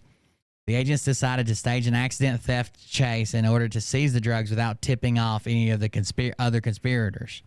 Every character in the incident other than Alvarez Tejada and his girlfriend was either DEA agent or a cooperating police officer.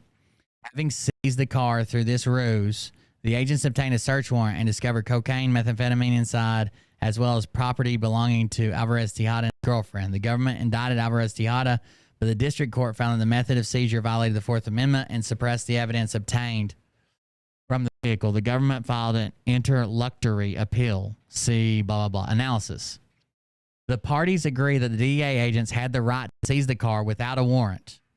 Quote, if agents have probable cause to believe the car is or has been used for carrying contraband, they may summarily seize pursuant to a federal forfeiture status. Okay, so they agree on that. The agents had probable cause to believe the car had been used for carrying contraband because they had purchased drugs from inside it. So they already bought from this car. The agents had already bought drugs from this guy out of this car. Well, they're trying to make it out like they did this car wreck just so they could bust him. it seems to me like they did this car wreck because he was working for his boss in his boss's car. And they wanted to make sure the drugs was in there and see how much, so they could take down everybody, not just the people in the car. You see what I'm saying? So it's not to get an arrest on him. They could have just arrested him right there. They could have pulled him over and arrested him. They bought from him already. So instead, what they're trying to do is figure out how can we get this car without letting the boss and you know, other conspirators know that we have it. Well, we're pretending like it's stolen. Right? If it's stolen, they won't think we have it. They'll think some crackhead stole it. But the way the article keeps setting it up is like they had to do this wreck just so they could search his car. No, they could have searched his car at any time. They did this wreck to make sure that his boss and any other people involved weren't tipped off already because they weren't ready to move on them or needed more evidence or something. They also had probable cause to believe the car was carrying contraband on the day of the seizure based on several intercepted phone calls and direct surveillance, and they bought from it already. They had purchased drugs from inside this car as part of their investigation. The only issue in doubt is whether their unorthodox method of seizing the car was constitutional. An otherwise lawful seizure can violate the Fourth Amendment if it is executed in an unreasonable manner. To assess the reasonableness of the conduct, a court must balance the nature and quality of the intrusion on the individual's Fourth Amendment interests against the importance of the government interest to the alleged jury intrusion, to justify the intrusion, I'm sorry. While agents have discretion to decide how best to proceed in conducting a covert operation, they must abide by the general protections of the Fourth Amendment. The benchmark for the Fourth Amendment is reasonableness, which requires us to weigh the government's justification for its actions against the intrusion of the defendant's interest. The government have here certainly had important reasons for employing this unusual procedure in seizing the car. First, the agents wanted to stop the drugs before they reached their ultimate destination, a patently important goal. Second, they wanted to protect the anonymity of the ongoing investigation, another vital objective. The Supreme Court has emphasized the necessity for some undercover police activity and explained that artifice and stratagem may be employed to catch those engaged in criminal enterprises, to reveal criminal design, or to expose the illicit traffic, the illegal conspiracy, or other offenses. Protecting the secrecy of an ongoing investigation is a well-documented or well-recognized consideration in the administrative seizure process. Providing for an extension not to exceed 60 days for notifying interested parties where more prompt notice would seriously jeopardize the investigation. Okay. At the same time, the intrusion into Alvarez Tejada's Fourth Amendment interest was relatively mild. First, Alvarez Tejada argues that the agents were unreasonable in using force to seize the car. While the police may not use excessive force in conducting a search or seizure, the force here was minimal. The district court found that the agent in the truck bumped the stationary car with enough force so that the tap was felt by the defendant to the extent that it caused him to get out of his car and examine his bumper. Emphasis added. But the truck was moving at only 1 to 2 miles per hour, and the tap caused no harm to the couple and left no scratch on either car. A tap is a use of force, to be sure, but is hardly excessive. The stage collision involves just enough force to pull off the drunk driver ruse without causing physical injury to the suspects. This would be a different case if the government tactics created a serious risk of bodily injury or escalation of violence, which might well have outweighed the interest in protecting the investigation. The balance may well be different if the police simulated a car heist by running Alvarez Tejada off the road or staged a carjacking by holding him up at gunpoint. In this case, however, the use of the force of potential or physical harm here within reasonable bounds. Nor was there anything unreasonable in the agent's choice of guile to seize the car, rather than taking it outright as they were entitled to do. They were entitled just to take it, but instead they did this.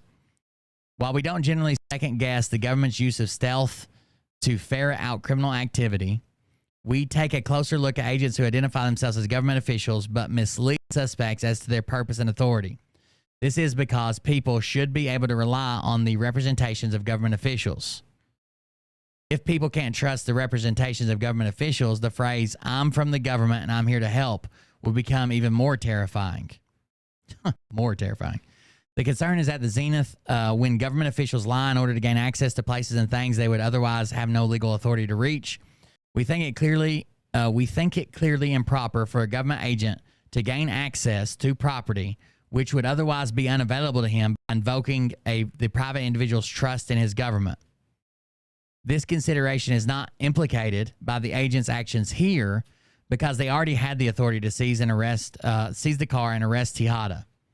Their lies didn't have the effect of expanding their ostensible authority beyond the scope of their actual authority. So you couldn't come up to him and you don't have any reason to search or seize his car and then do all this.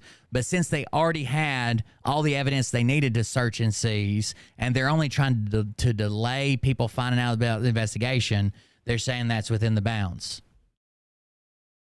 The only consequence of their deceit was to treat Alvarez Tejada as a victim rather than a criminal suspect, driving him to a hotel rather than immediately dragging him off to jail.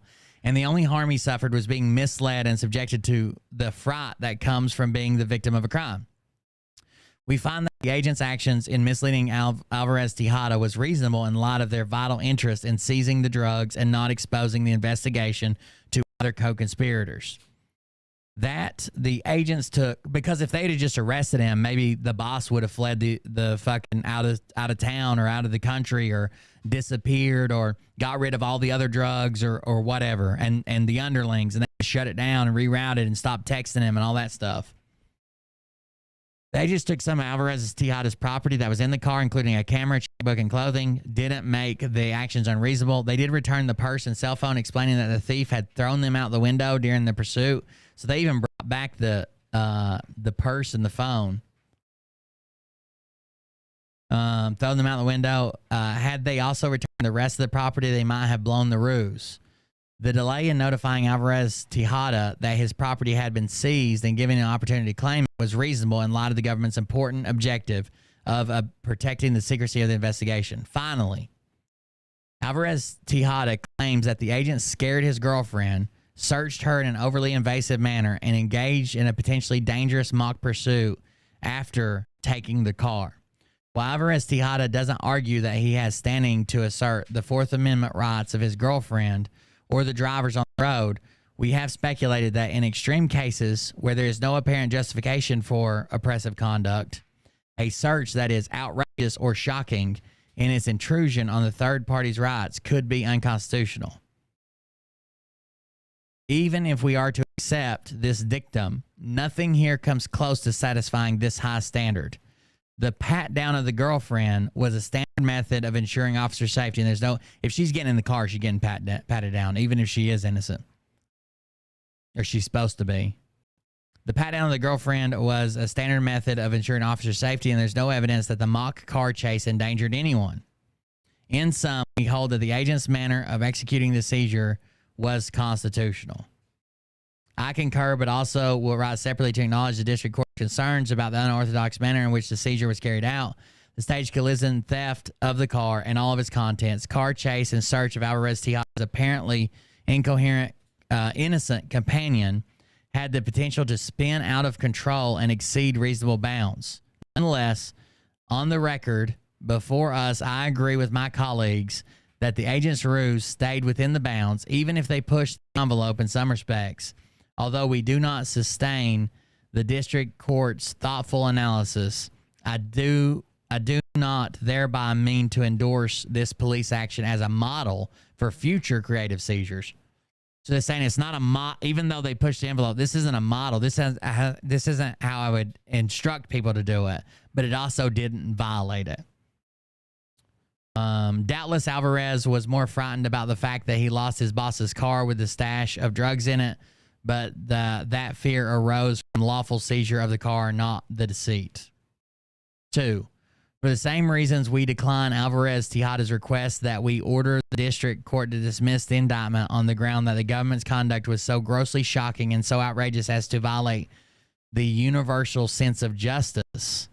I don't think that's a good claim. The universal sense of justice. I want to wrote that down.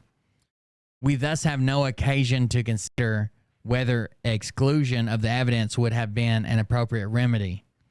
See Hudson versus Michigan. Unconstitutional manner of search and seizure does not necessarily trigger the exclusionary rule.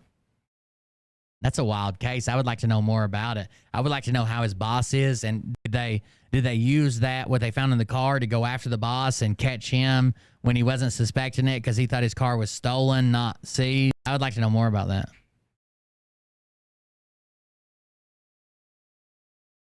But the drugs could have been the fake car thief, I guess, maybe. All right, guys. Thank y'all for joining us. I'm going to cover more of this probably on Patreon. This guy's pretty wild, and he's blowing up right now. His name is John Law on YouTube.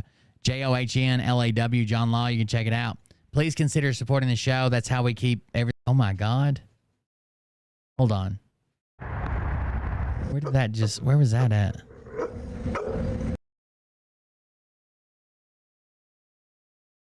It's this guy in this jumpsuit. Hold on. This will make Miss Priss happy. I know she loves this stuff. A floor? Oh, shit. You where? Ready for the floor? Oh, yeah. All right. He calls it fake prosthetics. Looks like leprosy, bro. Really? Bro, he's like diabetic neuropathy, digging, scratching, mess sores. He calls it fake prosthetics. That's bad, dude. To be a homeless drug addict and have this going on. I've seen my dad's legs in some really, really bad shape when he had a lot of fluid. He would get so much fluid on him from his congestive heart failure and swell up so bad that literally the fluid in his body would push out through his pores and make like sores. Like they would just push out underneath the skin, then it would pop almost like a blister and just drain fluid from him. But it was hard for him to get him up. It was hard. Yeah, it was crazy.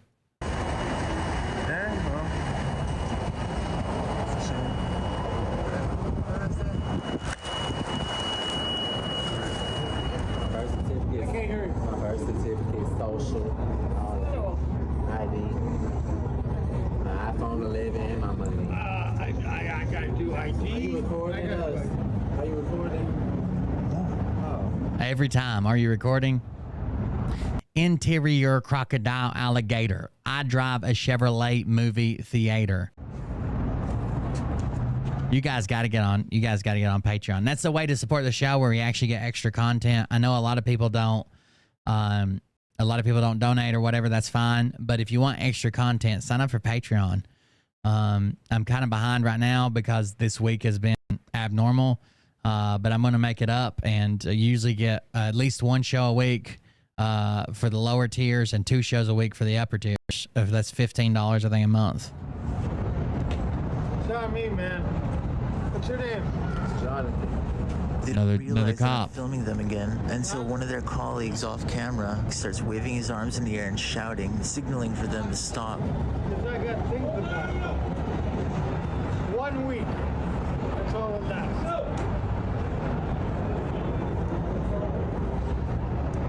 Could it just be another crazy homeless guy waving his hands?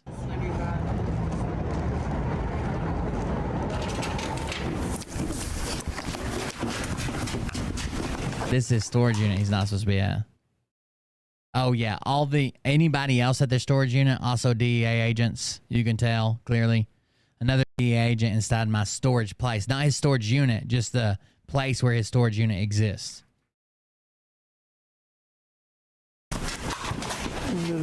Excuse me.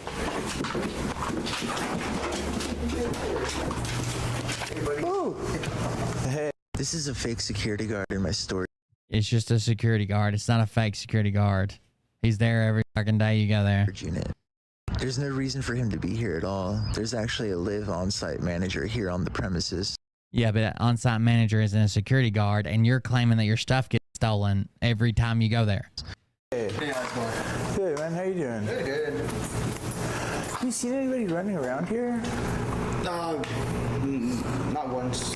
Oh, weird. It just looks like somebody's been going through my storage unit. Oh. Yeah. Is there any signs that you find? Yeah. They stole documents, searched my shit, made passwords of mine illegible, drained my pens so that we couldn't write notes, stole my wallet, etc., etc., etc. Just like it's all like torn up, like somebody's been in there. It's really weird. It's you on a meth high, dude. You're doing it.